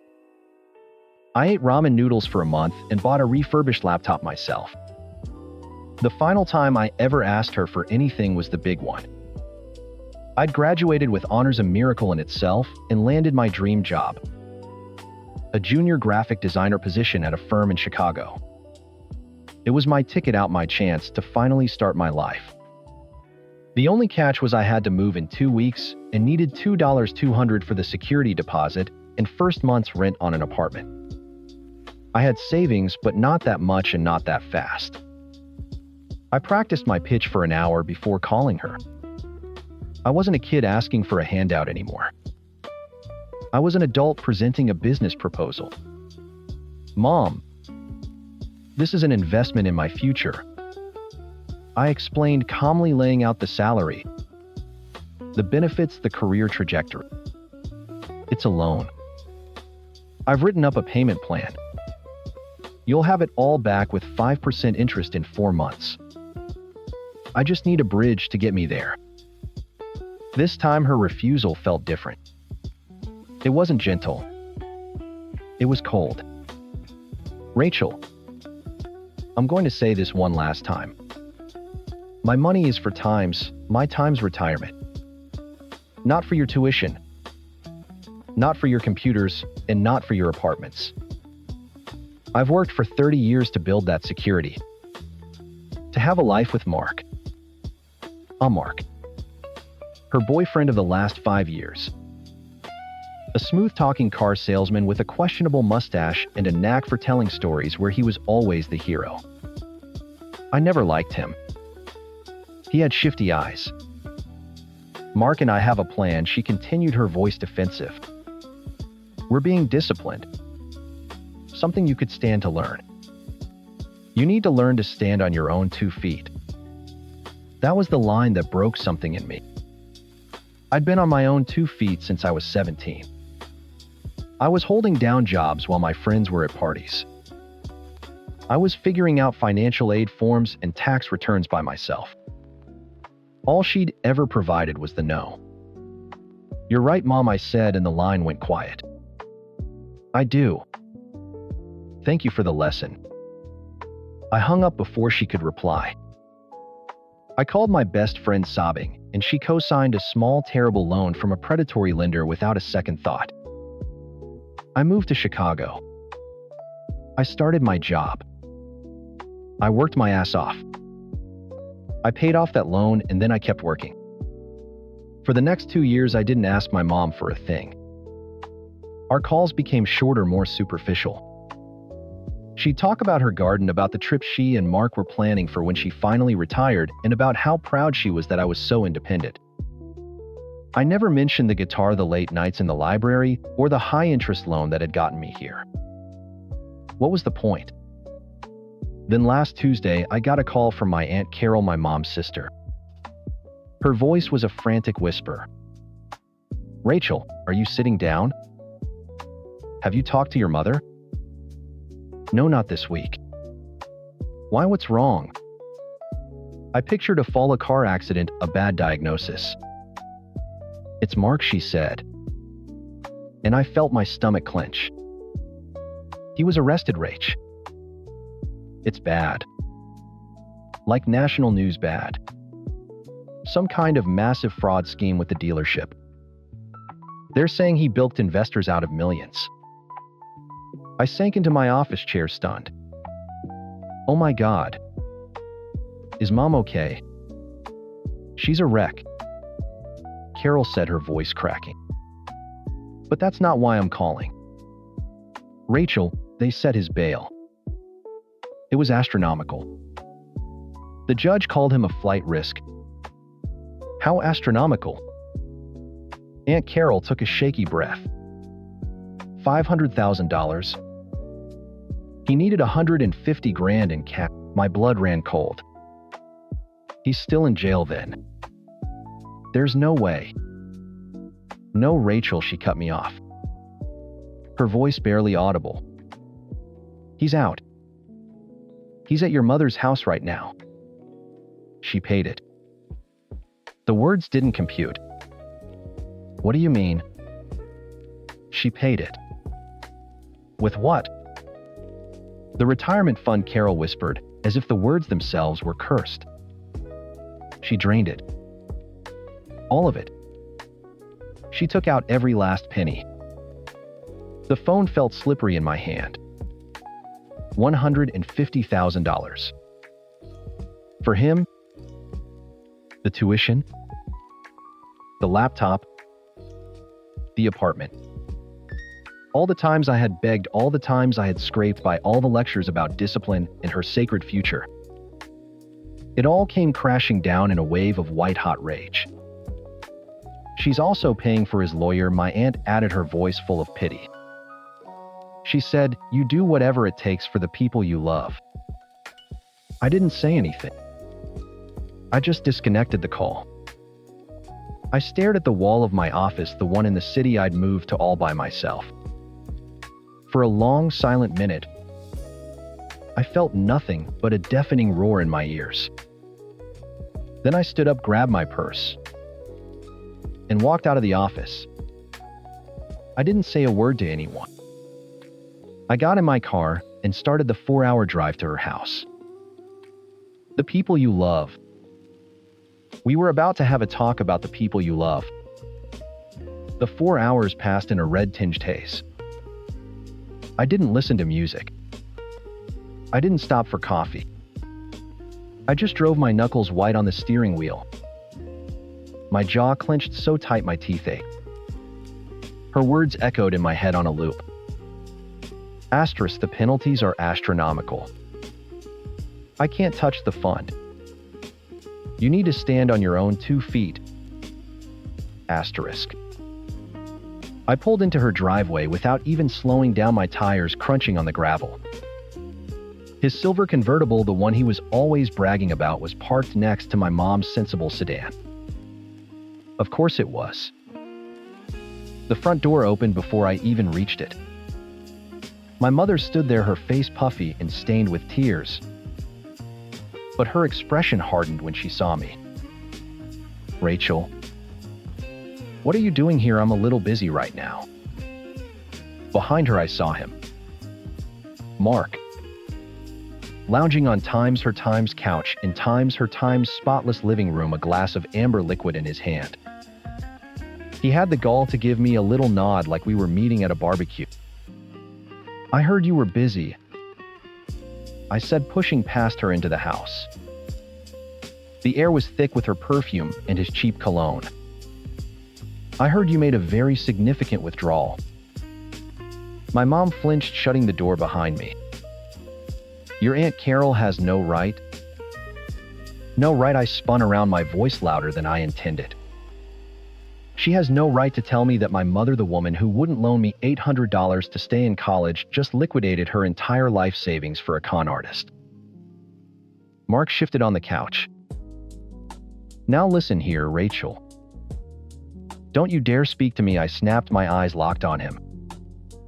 "Don't you say one single word." He visibly recoiled, sinking back into the cushions. I turned back to my mom. Her face was a mask of indignation. "Mark is in trouble. He needed me. It's not the same thing." "It's not the same thing." I let out a laugh, a harsh, ugly sound. "You're right. It's not. My tuition was an investment in my future. My laptop was a tool for my education. My security deposit was for a roof over my head, so I could start the career you claim to be so proud of." This, I gestured at Mark, who was now staring intently at his drink, "is an investment in a federal prison inmate." "That's a horrible thing to say," she cried, her hands fluttering to her chest. "He's innocent. It's all a misunderstanding." "A multi-million-dollar misunderstanding, Mom. They don't set bail at $500,000 for a parking ticket." "What was the penalty for this withdrawal? Was it astronomical? Or are the penalties suddenly manageable when it's for him?" You are being so selfish and so entitled, she shot back, her voice dripping with the same condescending disappointment I'd heard my whole life. This isn't about you. This is about me and the man I love and the sacrifices we make for family. That was it. The final blow. The phrase my aunt had repeated over the phone. You do whatever it takes for the people you love. I quoted, my voice suddenly quiet, dangerously calm. You said that, didn't you? So I have to ask. Who do you love, Mom? She stared at me, her mouth opening and closing, but no words came out. Because for 24 years I thought it was me. But I see now that love to you has a price tag. And mine was always too low. $800 too low. $500 too low. $2,200. Definitely too low. But $150,000 for him. That's a price you're willing to pay. I looked from her tear-streaked face to the man sitting on her couch, a parasite in a polo shirt. I felt a profound, chilling clarity. The anger was still there, a hot coal in my gut, but it was being replaced by something else. A cold, hard finality. You taught me to stand on my own 2 feet, I said, taking a step back towards the door. Lesson learned. Congratulations. You're finally free of the burden of being a mother. I walked out, leaving the door open. I didn't look back. I got in my car and drove away, and this time I didn't see red. I saw nothing at all. The drive back to Chicago was silent. The rage had burned itself out, leaving behind a hollow, aching void. I kept replaying the scene, her words echoing in the emptiness. Asterisk entitled. Selfish. Ungrateful. Asterisk. Had I been cruel? For a few terrifying miles, I questioned myself. Maybe she was right. Maybe I didn't understand love or sacrifice. Then my phone buzzed. It was Aunt Carol. He's already asking her for more money, she said, no preamble. For the lawyer. A high-powered, expensive one. She's talking about taking out a second mortgage on the house. The doubt vanished, replaced by a wave of pity so intense it felt like nausea. She doesn't have it, Carol. I know, she sighed. I told her that. I told her he's a black hole, and he will suck her into it until nothing is left. She told me I was being unsupportive and jealous of her happiness. What happiness? I asked, my voice flat. Exactly, Carol said. Listen, honey. What you did today, it was hard. But it was right.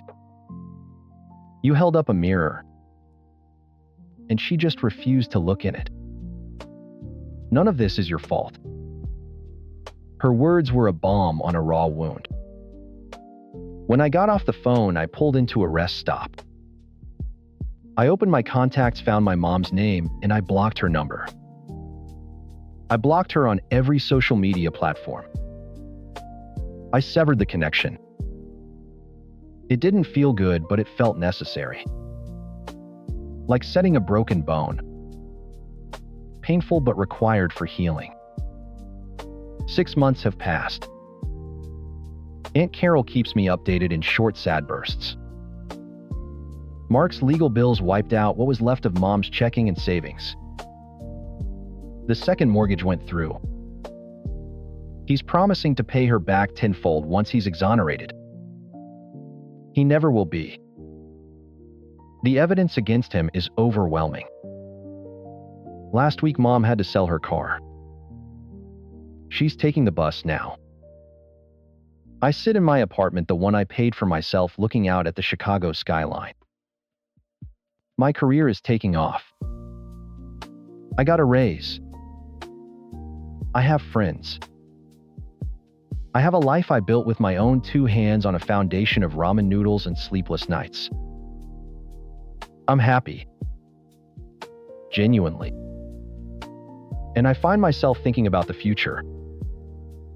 Not with dread, but with a kind of steely certainty. One day, probably a year or 2 from now, my phone will ring from an unknown number. It will be her. Mark will be in prison, the house will be gone, and the money will be a distant memory. She will be crying. She will tell me she made a terrible mistake. She will tell me she has nothing and nowhere to go. And she will ask me for help. I already know what I'm going to say. I'll let her finish. I'll take a quiet breath, and I will give her the same gift she gave me so many times, the one lesson she truly taught me. I'm sorry, Mom. But you need to learn to stand on your own 2 feet. Story 7. I'm sure you've already heard Emily's version of the story. I'm the villain, the monster who blew up our lives and our friend group. And I get it. From the outside, that's exactly what it looks like. Honestly, a big part of me knows that's what I am. But it's never that simple, is it? Things don't just go from perfect to a dumpster fire overnight. It's a slow burn, a quiet rotting from the inside out, that nobody else sees until the whole thing collapses. Our relationship, Emily's and mine, died long before that cabin trip. It died on 1,000 Tuesday nights spent on the same couch staring at different screens. The only sound, the fake laughter from some show she was watching. It died in the mornings when we'd move around each other in the kitchen like polite ghosts getting our coffee without making eye contact. We were a habit. We were comfortable, predictable, and profoundly, soul-crushingly lonely even when we were in the same room. I'd try to start a conversation about my day, about something I was excited about at work, and I could see her eyes glaze over. She'd nod, say, "That's nice, honey," but she wasn't there. She wasn't listening. I felt like a boring story she'd heard too many times. And the intimacy? That was the first thing to go. It wasn't just about sex. It was about touching, holding hands, a random hug in the kitchen. It all evaporated. It got to the point where I felt like I was inconveniencing her by existing in her space. I loved her, or at least I loved the memory of what we used to be.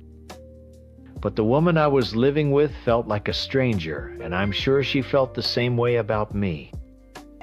I was just a piece of furniture in the apartment we shared. Then Kara happened. I know how that sounds. Then another woman happened. The classic scumbag excuse. But it wasn't like I was looking for it. It started so small I didn't even notice it. We were all out for dinner, the whole group. And I told some stupid, nerdy joke about a project I was working on. It fell completely flat. Silence. Emily was scrolling through her phone. But across the table, Kara was actually laughing. Not a polite titter, but a real, genuine laugh. She looked right at me and said, "That's actually hilarious. Explain the technical part again." And I did. And she listened. She asked questions. Her eyes didn't glaze over. For the first time in what felt like years, someone saw me. Not Paul, Emily's boyfriend. Just Paul. That was the spark. It turned into little conversations, texting about a show we were both watching, grabbing coffee when we were in the same part of town for work. It was all innocent, I swear. We were just friends. But with her, I felt witty and interesting. I felt alive. With Emily, I felt like a chore. The affair started about 3 months before the trip. We were at a party and Emily left early, complaining of a headache. Kara and I ended up on the back porch talking for hours. Her relationship with Tyler was a lot like mine, with Emily comfortable, safe, but passionless. We talked about feeling invisible, and it was like looking in a mirror. One of us leaned in. I don't even remember who. It was a stupid, drunken mistake that felt more real than anything in my life. We hated ourselves for it. We knew we were playing with a bomb that would destroy everything: our relationships, our friendships. Tyler is one of my best friends. Emily was the love of my life. This group of 11 people was our whole world. We tried to stop. We'd go a week without talking, but then one of us would crack, sending a simple "you up" text. And the desperate need to feel seen would win out over the guilt. We were drowning, and we were each other's only life raft. We were stupid enough to think we could keep our heads above water without anyone noticing. The cabin trip was a nightmare from the moment we packed the car. All 11 of us crammed into Kenny's beautiful remote cabin. It was supposed to be a fun weekend getaway. For me, it was 2 days of sustained high-level anxiety. I was a performer on a stage, playing the part of the happy, attentive boyfriend to Emily. Every time I smiled at her, it felt like my face was cracking. Every time I laughed at a group joke, it felt hollow. And Kara was right there. I could feel her presence in the room even when my back was turned. We'd catch each other's eye for a fraction of a second, and in that tiny moment, a whole conversation would happen, one filled with guilt, desire, and terror. I'd watch her interact with Tyler, holding his hand, laughing at his jokes, and my stomach would twist into a knot. She was a better actor than I was. By the second day, the pressure was unbearable. I felt like I was going to explode. The constant chatter, the forced fun, the proximity to everyone, it was suffocating. When the idea of going out for a big group lunch in town came up, it was like a divine intervention. A chance to breathe. I saw my opening. "You know what, guys? I think I'm gonna sit this one out," I said, putting on my best tired voice. I barely slept last night, just feeling wiped. A few feet away, sitting on the arm of the sofa, Kara chimed in almost immediately. "My head is pounding, actually. I think the altitude is getting to me. I'd probably just make everyone miserable if I came." It wasn't planned. Not really. We hadn't spoken a word about it. But we didn't have to. It was a shared, desperate thought that we both seized at the same time. Emily came over and felt my forehead. "You don't feel warm," she said, more of an observation than a concern. "I'm just exhausted," I told her. "I'm just going to crash on the couch for a bit. You guys have fun." Tyler gave Kara a kiss on the forehead, told her to feel better, and soon they were all piling into 3 cars. We stood at the door, waving them off like the responsible sick ones staying behind. The moment the last car disappeared down the long gravel driveway, the silence that fell over the cabin was deafening. We both stood there for a long moment, not looking at each other, the unspoken thing hanging in the air between us. The performance was over. We were alone. I turned from the door and Kara was still standing there, arms wrapped around herself. We didn't say a word. We didn't need to. The lie we'd both just told hung between us thick and heavy.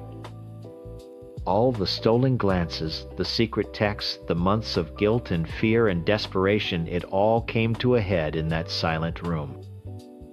I looked at her, and she was the only thing that made sense in a life that had stopped making sense a long time ago. I don't know who moved first. It doesn't matter. It wasn't romantic or sweet. It was desperate. It was two people grabbing onto the only real thing they had, even if that thing was a stick of dynamite with a lit fuse. We were so wrapped up in that moment and finally not having to hide that the world just disappeared. There were no friends, no consequences, no Emily, no Tyler. There was just us in the quiet of the cabin. We never heard the car pull up. We never heard the key in the lock. The first thing that broke through the bubble was Ethan's voice, sharp as a shard of glass. What the hell? My blood went ice cold. We scrambled apart, pulling at clothes a pathetic, frantic mess of shame. And there was Ethan standing in the doorway, his face a mask of disbelief that was quickly hardening into pure disgust. The bubble didn't just pop. It exploded. Before I could even get a word out, I could hear more voices outside, the sound of car doors. They were all back. The lunch must have been cut short. Chaos. That's the only word for it. Ethan was screaming now, raw, guttural yells of, "Are you kidding me?" and calling us every name in the book. He was blocking the doorway as the others started to filter in behind him, drawn by the noise. I saw their faces change. In slow motion, confusion, then dawning comprehension, then horror. I looked for Emily. She was standing behind everyone, her face completely white like she couldn't process what she was seeing. Then Tyler pushed his way to the front. He looked at Kara, who was sobbing now, trying to pull a blanket around herself. He looked at me, half-dressed and frozen. I saw the exact moment his heart broke. His face just crumpled. It was only for a second. Then it was replaced by a kind of rage I have never seen in another human being. "Paul," he whispered, but it sounded like an accusation. "My Paul." He came at me. It wasn't a calculated punch. It was a blind lunge, fueled by pure betrayal. I was his best friend. We'd known each other since college. And I had just ripped his world apart. Instinct took over. I shoved him back hard. He stumbled into a table. Ethan, seeing his friend go down, jumped on me. It was no longer a confrontation. It was a disgusting, clumsy brawl. We crashed into the furniture, a tangle of limbs and grunts and curses. I wasn't even fighting back, really.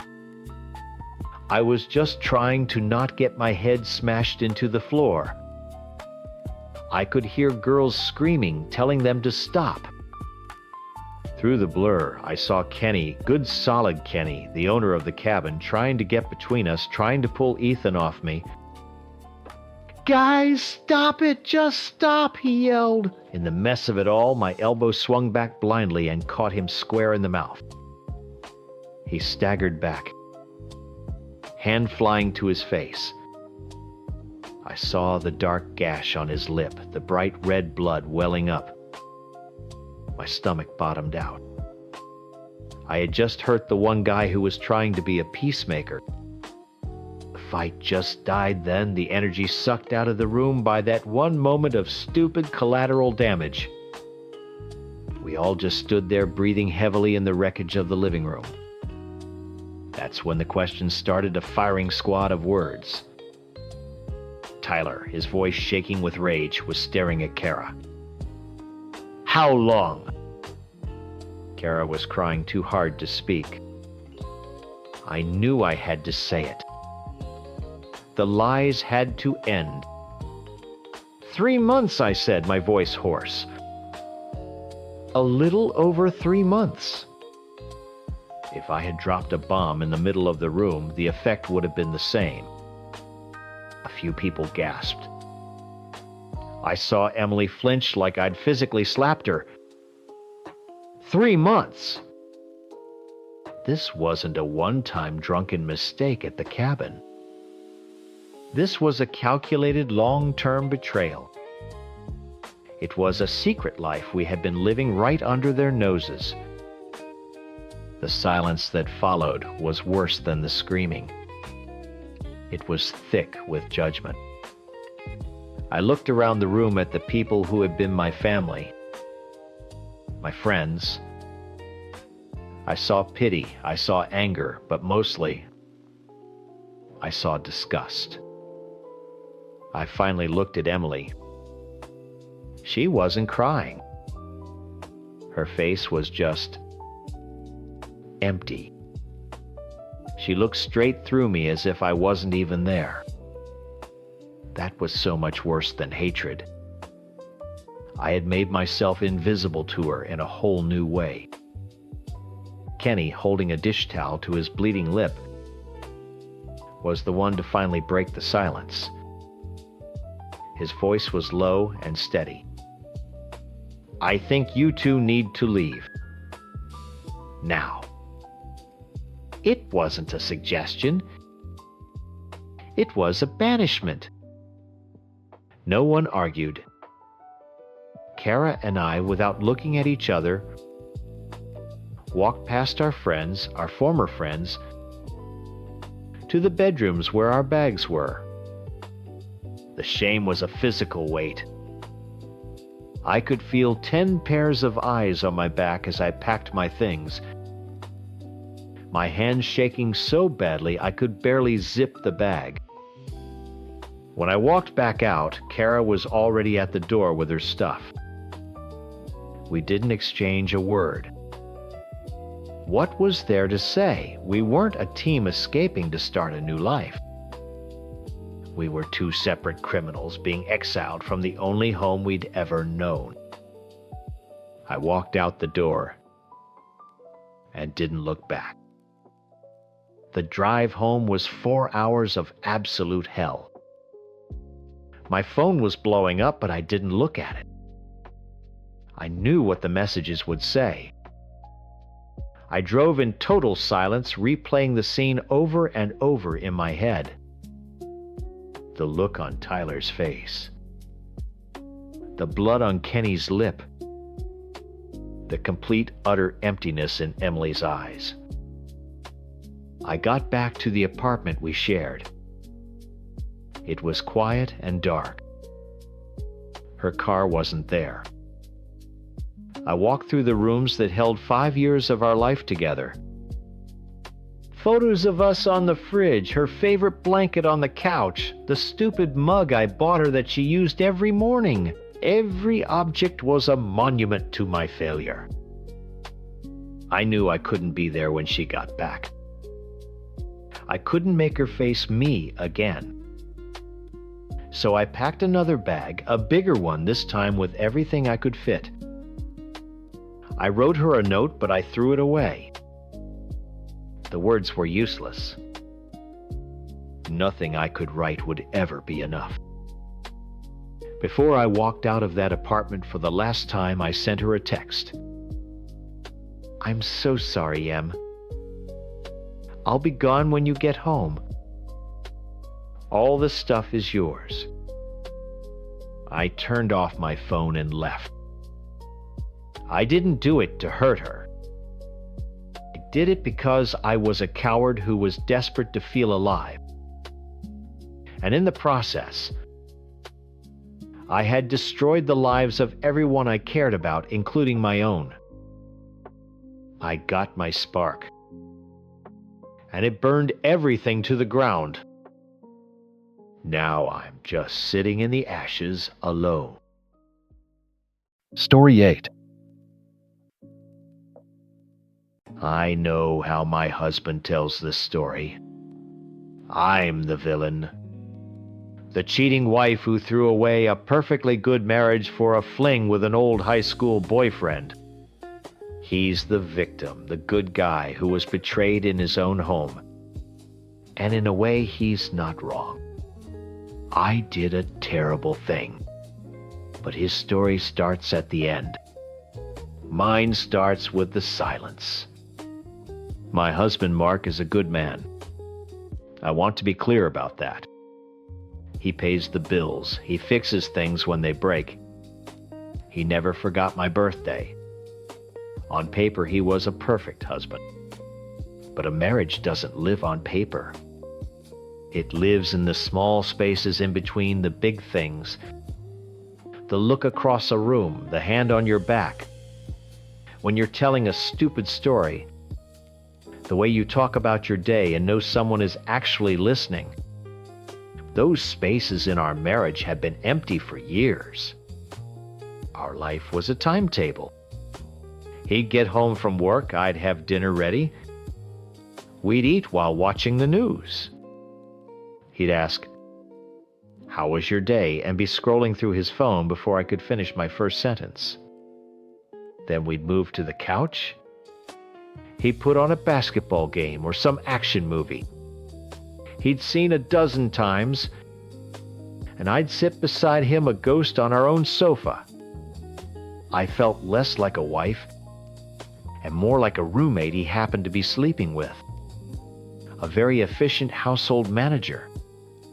I was lonely. Not the kind of lonely you feel when you're by yourself, but the worst kind. The kind you feel when you're sitting right next to the person who is supposed to be your everything, and you've never felt further apart. When the pandemic hit, that quiet house became a prison. The silence wasn't just a lack of conversation anymore. It was a physical weight. We were trapped together, and the distance between us felt like a mile-wide canyon in our own living room. Then Alex came back into my life. We dated for a couple of years in high school, one of those sweet, innocent first loves. We stayed friends on social media over the years, liking a photo here and there, but that was it. When lockdown started, he posted that he was going crazy trying to work from his tiny studio apartment. On a whim, I messaged him. I told him we had a spare room we used for storage and that he was welcome to use it as an office. Mark didn't mind. He barely seemed to notice. Suddenly, there was noise in the house again. Good noise. Laughter. Alex and I would take coffee breaks in the kitchen and we'd talk. We talked about everything and nothing. Old teachers we hated. Dumb music we used to love. What we were afraid of, what we hoped for. He remembered things about me I hadn't thought about in a decade. He'd say, "You still do that little head tilt thing when you're really listening." And my heart would just ache. Because when was the last time Mark had noticed anything like that? Working together felt normal, easy. It was a lifeline. Mark was still in his own world, locked in his home office for meetings all day, emerging only for food before disappearing again. But now I didn't mind as much. My days had a spark in them again. The line between work and friendship started to blur so slowly I didn't even see it happening. A 5-minute coffee break would turn into a 30-minute lunch. Work would officially end at 5. But then we'd decide to order a pizza and play a few rounds of a video game to unwind. We'd sit on the floor of the living room shouting at the screen and laughing until our stomachs hurt. I was having more real, genuine fun in those few hours than I'd had with my own husband in 5 years. I felt alive. I felt seen. Then came the night on the couch. It had been a long, stressful week for both of us. We decided to watch some dumb comedy to switch our brains off. Mark was out with a friend, a rare pandemic-era outing. I was exhausted mentally and physically. Halfway through the movie, without even really thinking about it, I laid down and rested my head in Alex's lap. It wasn't sexual. It wasn't a move. It was just comfortable. Like leaning on your best friend. It was the simple, trusting touch that I have been starving for. In that moment, it felt like the most natural thing in the world. And of course, that's when Mark came home. He didn't say a word at first. He just stood in the doorway, his keys still in his hand, his face unreadable. The silence was heavy, terrifying. Alex immediately sat up, and I scrambled to sit on the other end of the couch, my heart pounding in my chest. The innocent comfort of a second ago had been twisted into something ugly and guilty under Mark's gaze. "What the hell is this?" he finally said, his voice low and dangerous. I tried to explain. "Mark, it's not what it looks like. We were just watching a movie. I was tired." He laughed, but it was a cold, bitter sound. "Tired? You looked pretty comfortable resting your head in his lap. In my house. On my couch." The fight exploded from there. He wasn't asking questions. He was making accusations. He didn't care that I was lonely or that our marriage was a hollow shell. All he saw was a violation of his property. He screamed at me, called me a slut, told Alex to get his stuff and get out and never come back. He never once asked me how I was feeling or why I might need comfort from someone else. It was all about his anger, his pride, his rules. He was a man whose territory had been invaded, and he was there to put me back in my place. That night, after Alex had gone and the house was silent again, the silence was different. It was hostile. Mark slept on the couch he had just reclaimed. Lying in our marital bed alone, I felt a chasm open up between us, one so deep and wide I knew I could never cross it. He hadn't just gotten angry. He had shown me that he saw me as a possession, not a partner. His rage didn't make me want to fix things. It pushed me away right into the arms of the one person who had been offering kindness instead of fury. A week later, things at home were still frozen. We moved around each other like strangers, speaking only when absolutely necessary. The air was thick with resentment. I was miserable, terrified, and so incredibly lonely. I missed my friend. So I called him. I told Mark I was going to the grocery store. I drove to a park and we just sat in my car and talked. And then I broke down crying and he held me. It was a terrible mistake, but it was the first time I had felt safe and understood in so long. That was the start of it. The real betrayal.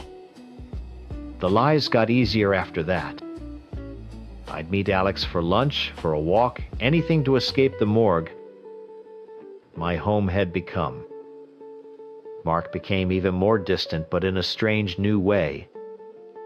He stopped being angry and just became cold, watchful, Sometimes I'd catch him just looking at me from across the room with an expression I couldn't place. It wasn't sadness. It wasn't anger anymore. It was something else. Something calculating. A pit of dread lived in my stomach, a constant hum of anxiety, telling me something was deeply wrong. I knew a storm was coming, I just didn't know what it would look like. Then one Tuesday afternoon I was making coffee in the kitchen, and he came home from work early. He walked in and just stood there in the doorway, watching me. He didn't say hello. He didn't move to put his bag down. He just stood there, his face a blank mask. My heart started hammering against my ribs. After a silence that felt like an eternity, he spoke. His voice was completely flat, devoid of any emotion at all.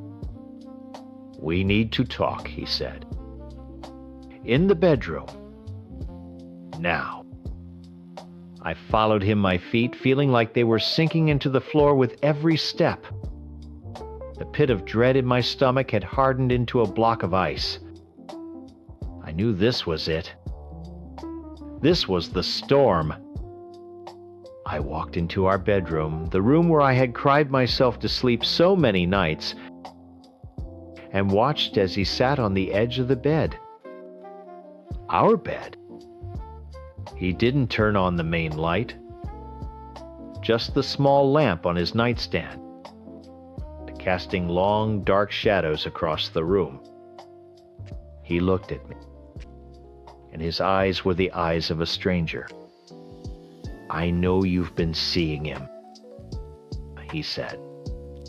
The voice was the worst part. It wasn't angry, it wasn't sad. It was completely flat, like a doctor delivering a diagnosis.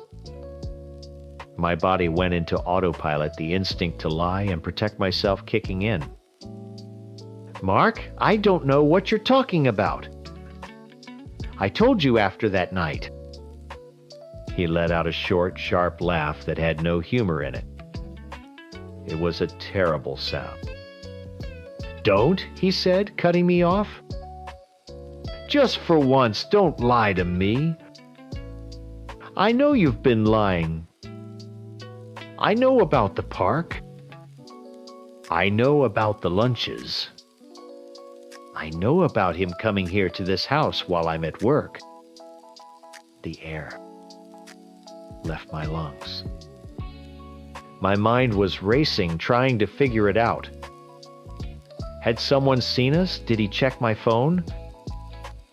How could he possibly know the details? He watched my confusion, his expression unmoving.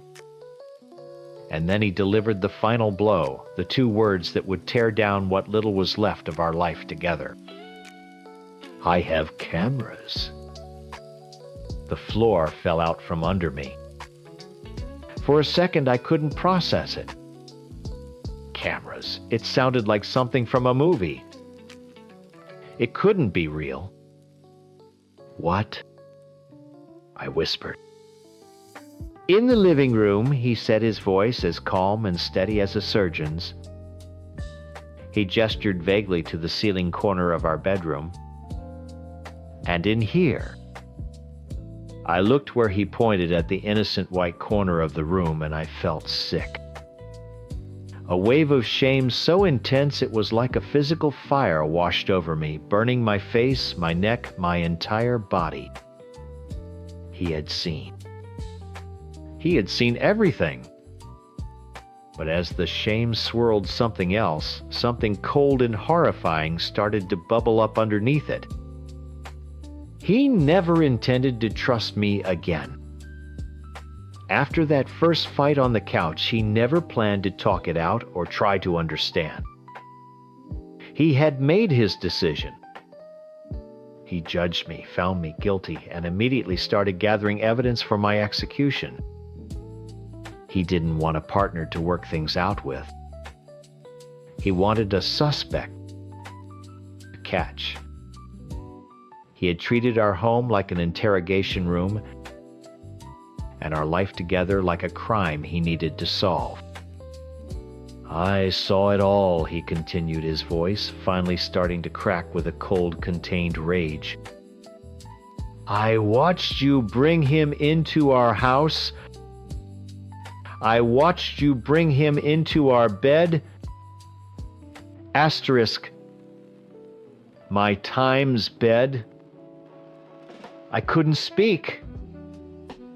I couldn't breathe.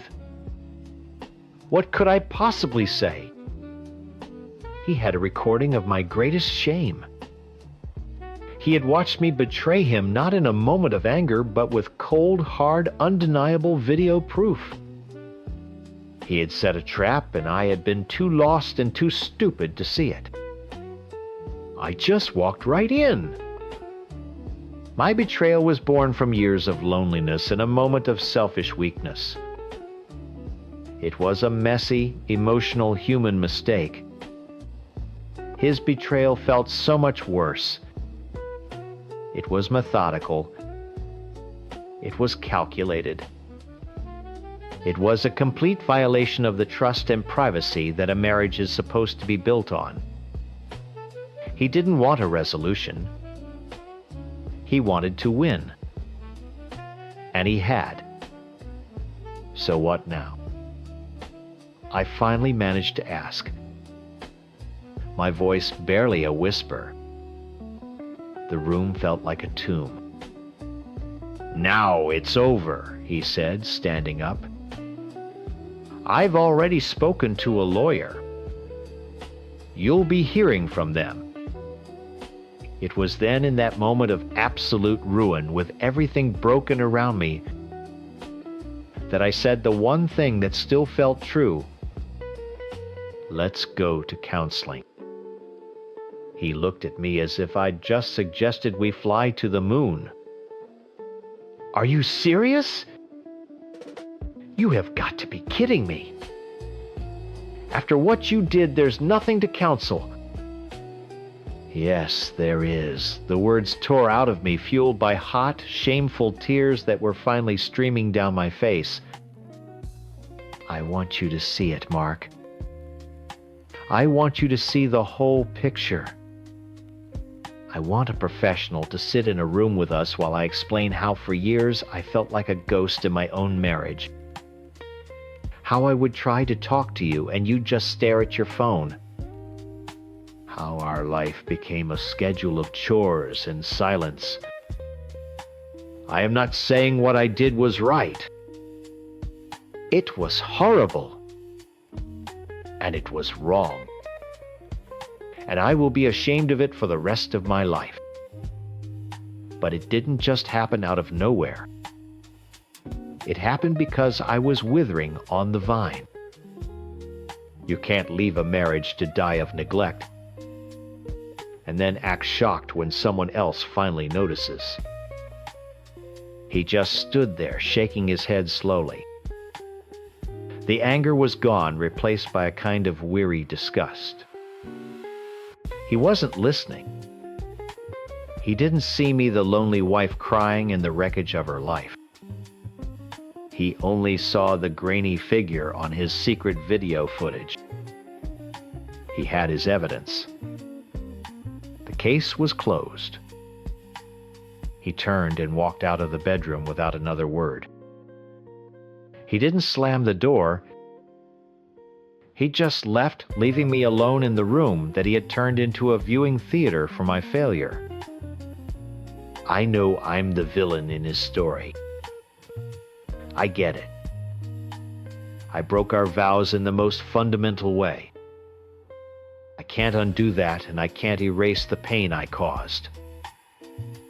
But I also know that a marriage doesn't just shatter in one single moment. It cracks slowly over years of silence and missed connections. His story starts with the camera footage. Mine starts with the empty space on the couch next to me. He thinks the affair is what killed our marriage. I know it was already long dead. The affair was just the autopsy. Story 9. I'm his wife, the one who cheated. I know what he's probably told everyone, what story he's built, where he's the victim and I'm the villain who threw our family away for a one-night stand. He's not wrong about what I did. I own that. But he's wrong about why. He's leaving out the 10 years that came before that one night. He's leaving out the part where I felt like a ghost in my own life. We've been together for a decade, married for less than a year. We have 2 beautiful kids, a 6-year-old and a 2-year-old.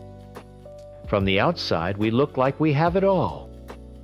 He probably even told you we had this cool modern relationship.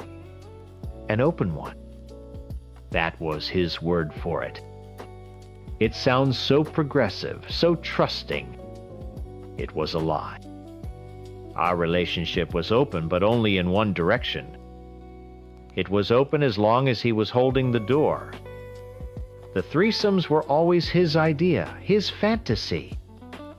I was supposed to be the cool wife who was down for anything. And for a long time I tried to be.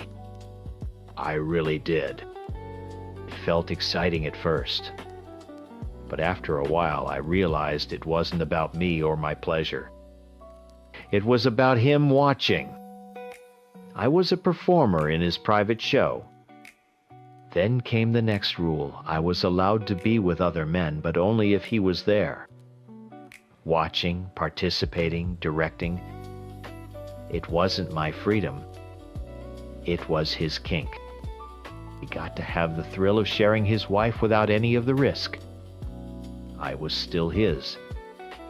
And God, he never let me forget it. For all his talk about being open and trusting, he never actually trusted me. He'd check my phone.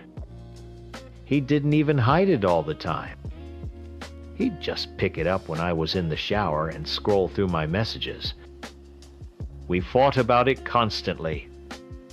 He'd apologize, say he was insecure and he was working on it, but a week later I'd see that familiar look on his face, that flicker of suspicion, and I'd know he'd been through my phone again. It felt like I was on parole. Like I had to constantly prove my loyalty to a man who was asking me to perform with others for his entertainment. The contradiction was insane, and it was suffocating me. I loved him. I loved our kids, but I was disappearing. I was just a collection of roles: mother, performer, wife. I wasn't a person anymore.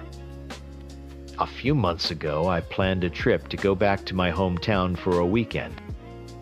Just me, our oldest daughter, and my best friend. It felt like coming up for air. I didn't have to be the cool wife for 48 hours. I could just be me. My friend was going through a nasty divorce. Watching her, listening to her talk about how her husband made her feel small and invisible was terrifying. It was like looking into a funhouse mirror and seeing a twisted, exaggerated version of my own future. I didn't want that. I didn't want to wake up in another 10 years completely hollowed out. That night, after my daughter was asleep at my mom's house, my friend and I went out. We just wanted to feel normal, to drink a little too much and laugh about stupid things. We ended up at a bar with a hot tub and met a group of guys. They were funny and normal and didn't know a thing about my life. One of them in particular kept looking at me. Not in a creepy way, just a direct way. He was looking at times me asterisk. Not at my husband, not at my kids who weren't there. He was just a guy looking at a woman, and for the first time in years, that's all I felt like. A woman. I know how it sounds. It's a cliche. But in that moment, all the resentment and frustration from years of being managed and watched just boiled over. Sleeping with him wasn't a plan. It wasn't about him at all, really. It was a stupid, reckless, selfish impulse. It was one single thing, one decision that was completely and totally mine. No rules, no audience, no one watching. It was a rebellion. A messy, ugly 5-minute rebellion in a cheap hotel room. The second it was over, the shame crashed down on me. It was instant and overwhelming. What had I done? I thought about my kids, about my husband, about the life I had just set on fire. The next morning, I sent the guy a text. I just asked him to be discreet, to not say anything.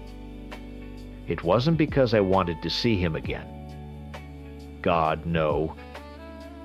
It was a panicked attempt to put the lid back on the box. I just wanted to erase it. To go home and pretend it never happened, that I hadn't been so stupid. For a month it actually worked. I pushed it down. I came home and slipped back into my role. I played the part of the happy wife and mother, but the guilt was always there. A low hum under my skin. I was jumpy, anxious. Every time my husband picked up my phone, my heart would stop. Then, last weekend, we went out for a drink at a local bar. We were sitting at a table trying to have a normal date night when I saw him. One of the guys from that night. Not the one I slept with, but his friend. My blood went ice cold. He walked past our table, glanced at me, and gave a tiny, almost unnoticeable nod. But I saw it. And I felt my husband's eyes snap to me. He saw it too. He saw the flicker of panic on my face before I could hide it. The rest of the night was thick with a tension you could cut with a knife. He didn't say anything. He just watched me. That old familiar look of suspicion was back, but it was 100 times worse. I knew what was coming. I knew as soon as we got home and the kids were in bed, he was going to go for my phone. The car ride home was completely silent. It was the loudest silence I've ever heard in my life. I just stared out the passenger window, watching the streetlights blur past, feeling sick to my stomach. He didn't have to say a word. I knew I was walking into the end of my world. As soon as the car door shut in the garage, the silence was broken, but the quiet that filled the house was even worse. He walked ahead of me, his back rigid. We did the routine on autopilot, checked on the kids, locked the doors, turned off the lights. Every normal, everyday action felt like a lie. I went into our bedroom and changed into my pajamas, my hands shaking so badly I could barely pull my t-shirt over my head. I got into bed and faced the wall, pretending to be asleep, my heart hammering against my ribs. I knew he wouldn't be able to resist. It was like a drug for him. The suspicion, the need to check, to confirm his worst fears. I laid there for what felt like an eternity, listening to his movements in the bathroom. The water running, the toilet flushing. Then, silence. I knew he was standing in the doorway watching me, waiting to see if I was really asleep. I kept my breathing slow and even. Finally, I heard the faint rustle of my purse on the dresser. Then the soft footsteps as he walked into the living room, trying to give himself some distance so I wouldn't hear. He thought he was being so quiet. I didn't cry. I didn't get up and scream at him. Honestly, the first thing I felt was this wave of complete and utter exhaustion. here we were again. He was breaking his promise to stop snooping, and I had given him the ultimate reason to do it. The sickest part was that a tiny piece of me was almost relieved. The hiding was over. The bomb that had been ticking under our floorboards for a month was about to go off. It was probably only 10 minutes, but it felt like hours. I heard him come back into the room. I didn't turn around. I just felt the mattress dip as he sat on the edge of the bed behind me. He didn't say anything for a long time. I could feel his anger radiating off him.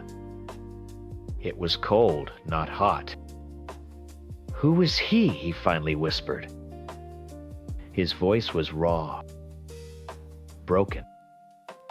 I rolled over slowly. The screen of my phone was lit up in his hand, my texts open for him to see. The one I'd sent the morning after. "Hey, was fun last night. Just asking you, be discreet about it." That was it. That was all the proof he needed. "You read my messages," I said.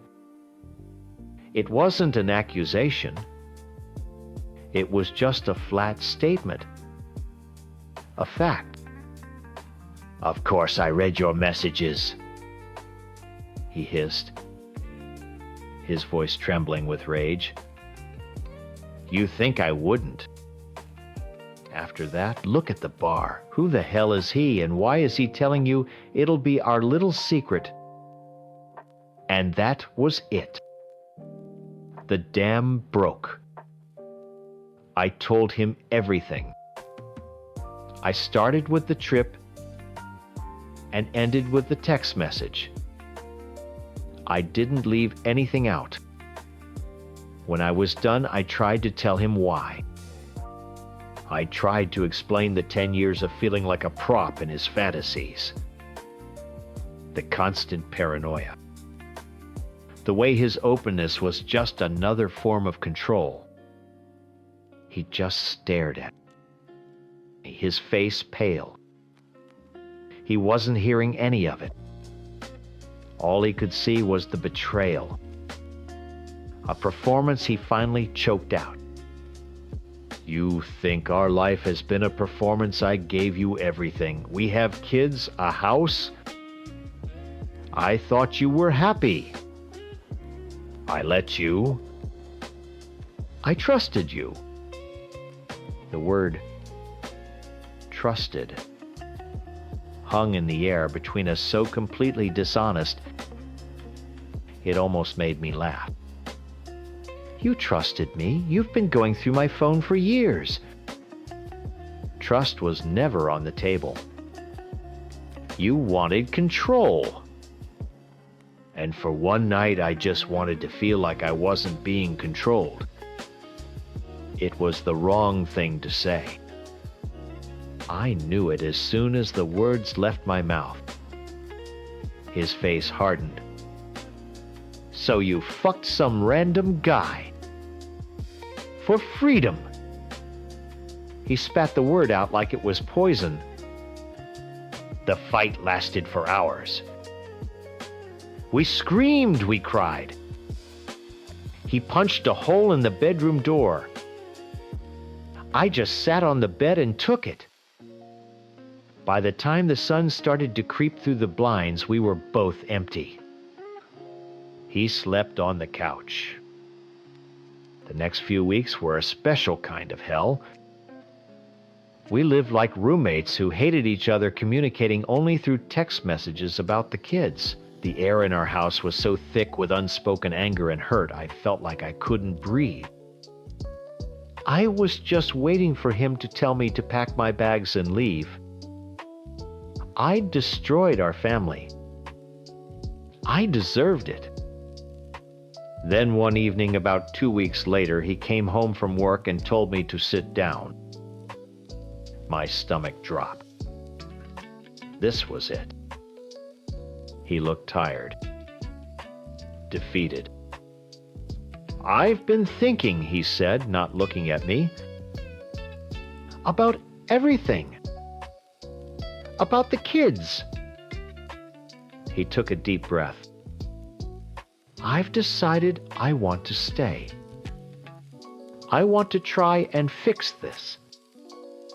I should have felt relief. I should have been grateful. But I wasn't. Hearing him say that he had decided my fate felt exactly like everything that had come before. It wasn't a discussion. It wasn't us choosing to fix this together.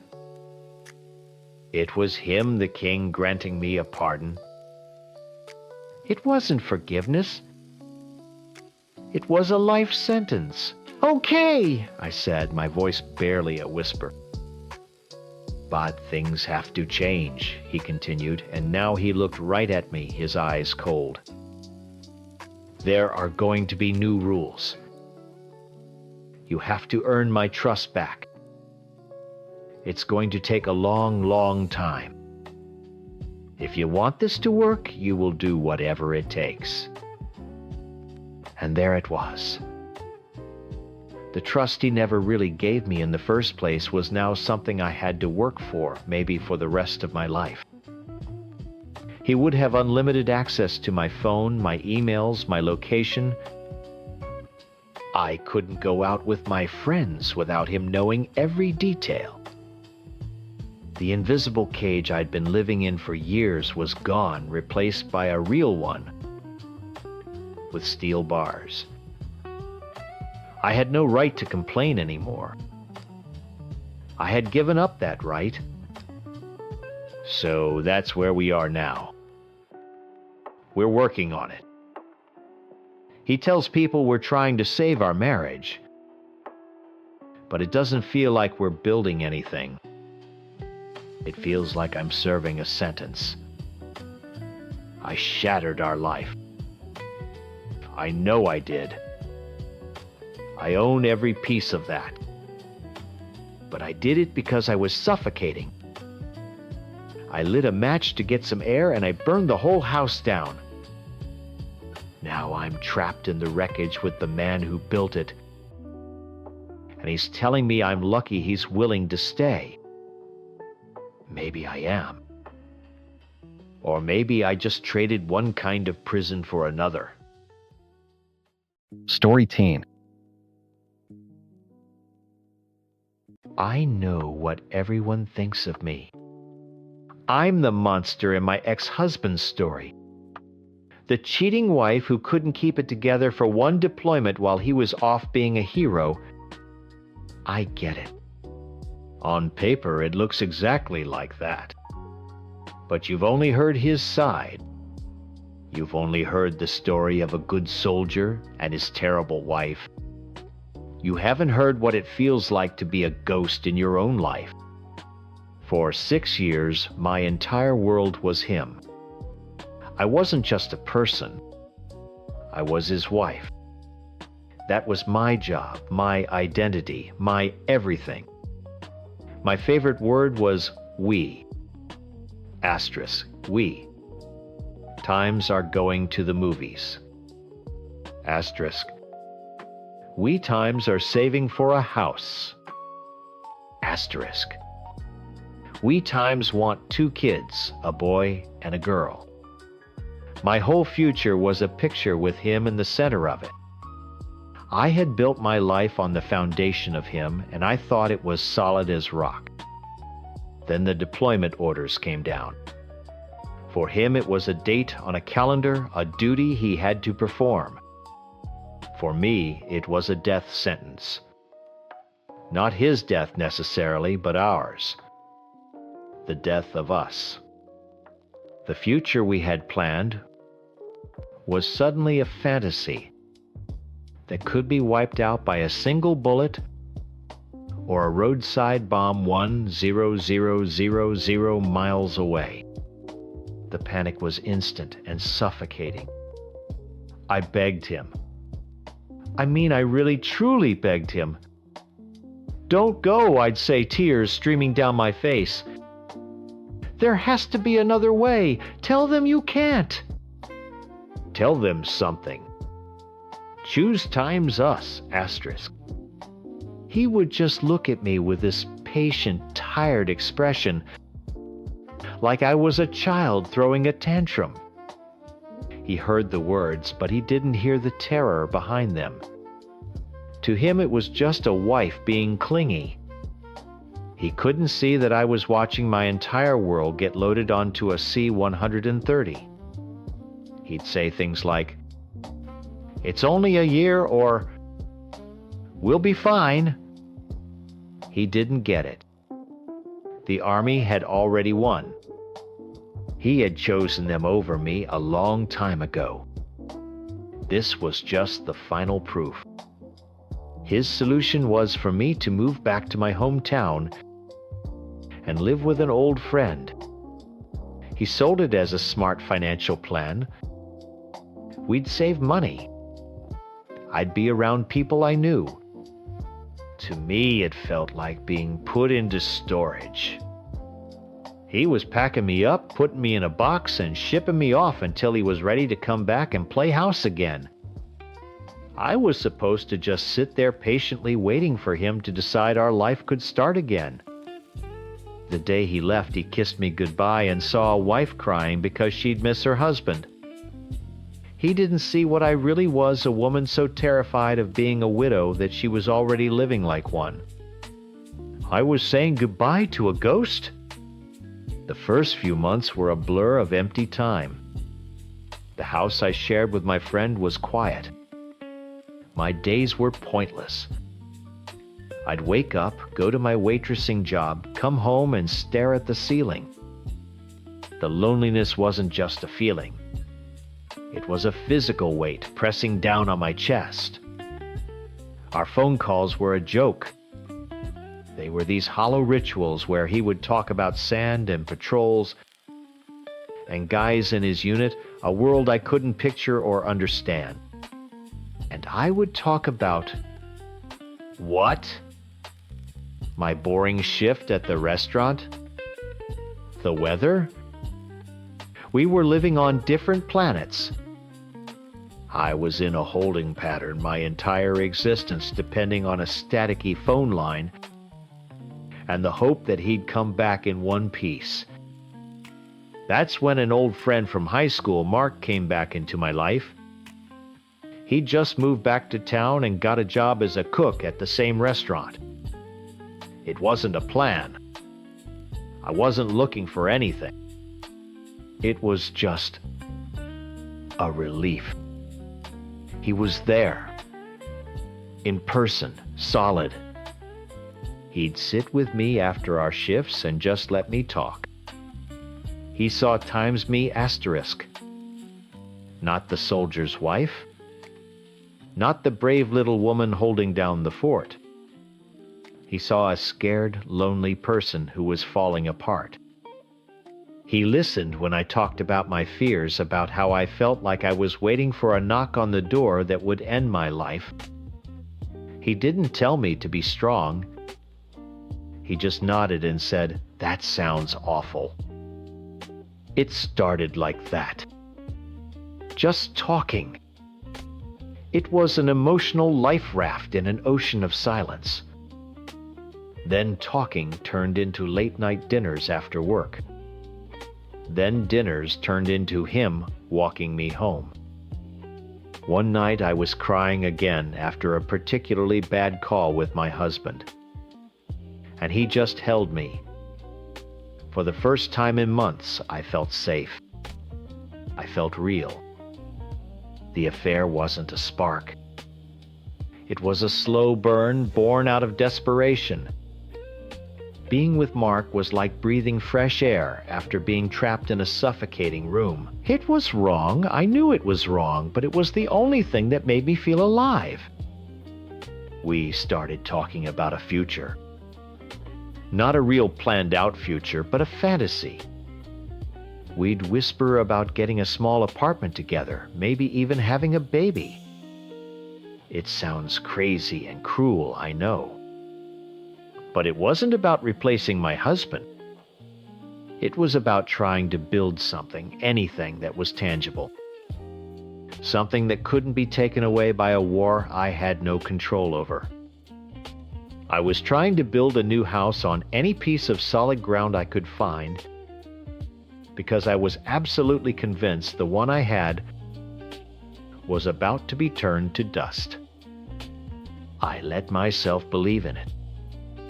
I let myself fall into the comfort of having someone there. For a few weeks, I felt a kind of dangerous peace. I was juggling two lives, and the guilt was eating me alive. But the fear was gone. I had a plan B. I had a life raft. One night I was texting Mark from the couch, smiling to myself for the first time in what felt like forever. "You make me feel normal again," I typed. He replied almost instantly. "You are normal. We can be normal together." I wrote back, my heart doing a stupid little flip. "I'm starting to believe that. I can't wait to see you tomorrow." My phone buzzed again a second later. I looked down, expecting another sweet message from Mark. But the name on the screen wasn't his. It was my husband's. The message contained only 5 words, a perfect copy of the last text I just sent to Mark. "I can't wait to see you tomorrow." My blood ran cold. I stared at the screen at my husband's name above my own words meant for another man. It felt like the world had tilted on its axis. He knew. He was 1,000 miles away, in the middle of a war zone. And somehow he knew the life raft I'd been so desperately clinging to had just been torpedoed. My phone rang almost immediately. His name flashed on the screen again. "I don't know why," I answered. I think a part of me hoped it was a mistake, a glitch, anything but the reality I knew was coming. His voice wasn't angry. It wasn't sad. It was cold. It was the voice of a soldier assessing a threat. So he said, and that one word carried more weight than anything he'd ever screamed at me. "Who is he?" Panic is a funny thing. It doesn't make you logical. It makes you an animal cornered and ready to bite. I couldn't tell him the truth, that I was a coward, that I was terrified he was going to die and leave me alone, that I had clung to the first person who made me feel solid. That would have required a strength I didn't have. So instead, I chose cruelty. I decided to burn the whole thing to the ground to make him hate me so much that he'd be the one to walk away. It was easier than admitting I was the one who had already left. "It doesn't matter who he is," I snapped, my voice shaking. "He's here. He's not in a desert on the other side of the world. He's with me." I said horrible things. I told him I never loved him, that our life was a lie, that I was relieved he was gone so I could finally be happy. Every word was poison, and I was spitting it as fast as I could. I was trying to wound him, to push him so far away that he would never want to come back. I needed him to let me go, and I was too weak to just ask. Through it all, he was quiet. He just listened. When I finally ran out of venom, there was a long silence on the line. "Okay," he finally said, his voice flat and empty. "I understand." Then he hung up. I never imagined what would come next. I expected angry emails, maybe him telling his family what I'd done. I expected the fury of a heartbroken husband. What I got was the cold, calculated strategy of a soldier. A week later, I was at the grocery store. My cart was full. When I went to pay, my debit card was declined. I tried it again. Decline. I laughed it off, embarrassed, and tried our joint credit card. Decline. A cold knot formed in my stomach. I left the full cart and rushed home, my hands trembling as I tried to log into our online banking. Access denied. Changed password. I tried everything, my email, our bills, all of it. Locked out. Erased. He hadn't just left me. He had financially vaporized me. I had $27 in my purse and that was it. I was stranded. Then the attacks at work started. At first it was small things. A table of guys, friends of his from a nearby town, would come in, run up a huge bill, and then complain about my service to get it for free. Then it got worse. Tables would just walk out on their checks, leaving me to cover the bill. My manager was sympathetic at first, but it kept happening always on my shifts or marks. The phone would ring with fake reservations.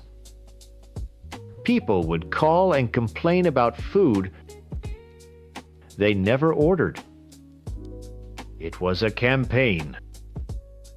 A coordinated, systematic demolition of our ability to make a living. We were both fired on the same day. Our manager said he was sorry, but we were costing the restaurant too much money. As I walked out with my box of things, I realized the full extent of his revenge. He wasn't just breaking up with me. He was making sure I had nothing. No money, no job, no way to survive. He was an ocean away, but his ghost was here tearing my life apart piece by piece. Fantasy I had with Mark couldn't survive reality. Our life raft, which had felt so sturdy in the calm waters of our secret affair, was splintering in the storm. The pressure was immense. We had no money. We couldn't find new jobs. Every argument became a screaming match fueled by fear and resentment. The man who had been my gentle safe harbor became angry and cruel. He accused me of ruining his life. I accused him of not being the man I thought he was. It got ugly. The whispers of a future we'd shared turned into accusations and bitterness. It was during one of our worst fights that I started to feel sick. I thought it was stress at first, but the feeling didn't go away.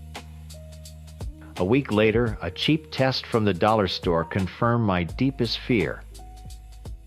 2 pink lines. I was pregnant. And just like that, I was completely and utterly alone. My relationship with Mark shattered for good shortly after collapsing under the weight of everything. He was gone, and I was left with nothing but his baby growing inside. I did the only thing I could think of. I called my husband. I wasn't calling to ask for him back. I wasn't even calling to say I was sorry because I knew how hollow that would sound. I was the last person on earth making a final call before the world ended. I was drowning. And I was reaching for the man who once promised he would be my anchor, completely forgetting that he was the one who had kicked me overboard and was now watching me sink from the shore. I don't remember what I said. I just remember sobbing into the phone a desperate, hopeless sound. He listened just like before. When I was done, there was that same cold silence. "You made your choice," he said, and hung up. That was the last time we ever spoke. He's a hero to everyone who hears his story, and I am the villain. Maybe they're right, but I wasn't trying to be evil. I was just a woman who was so terrified of being left behind that I set my own life on fire just to feel some warmth.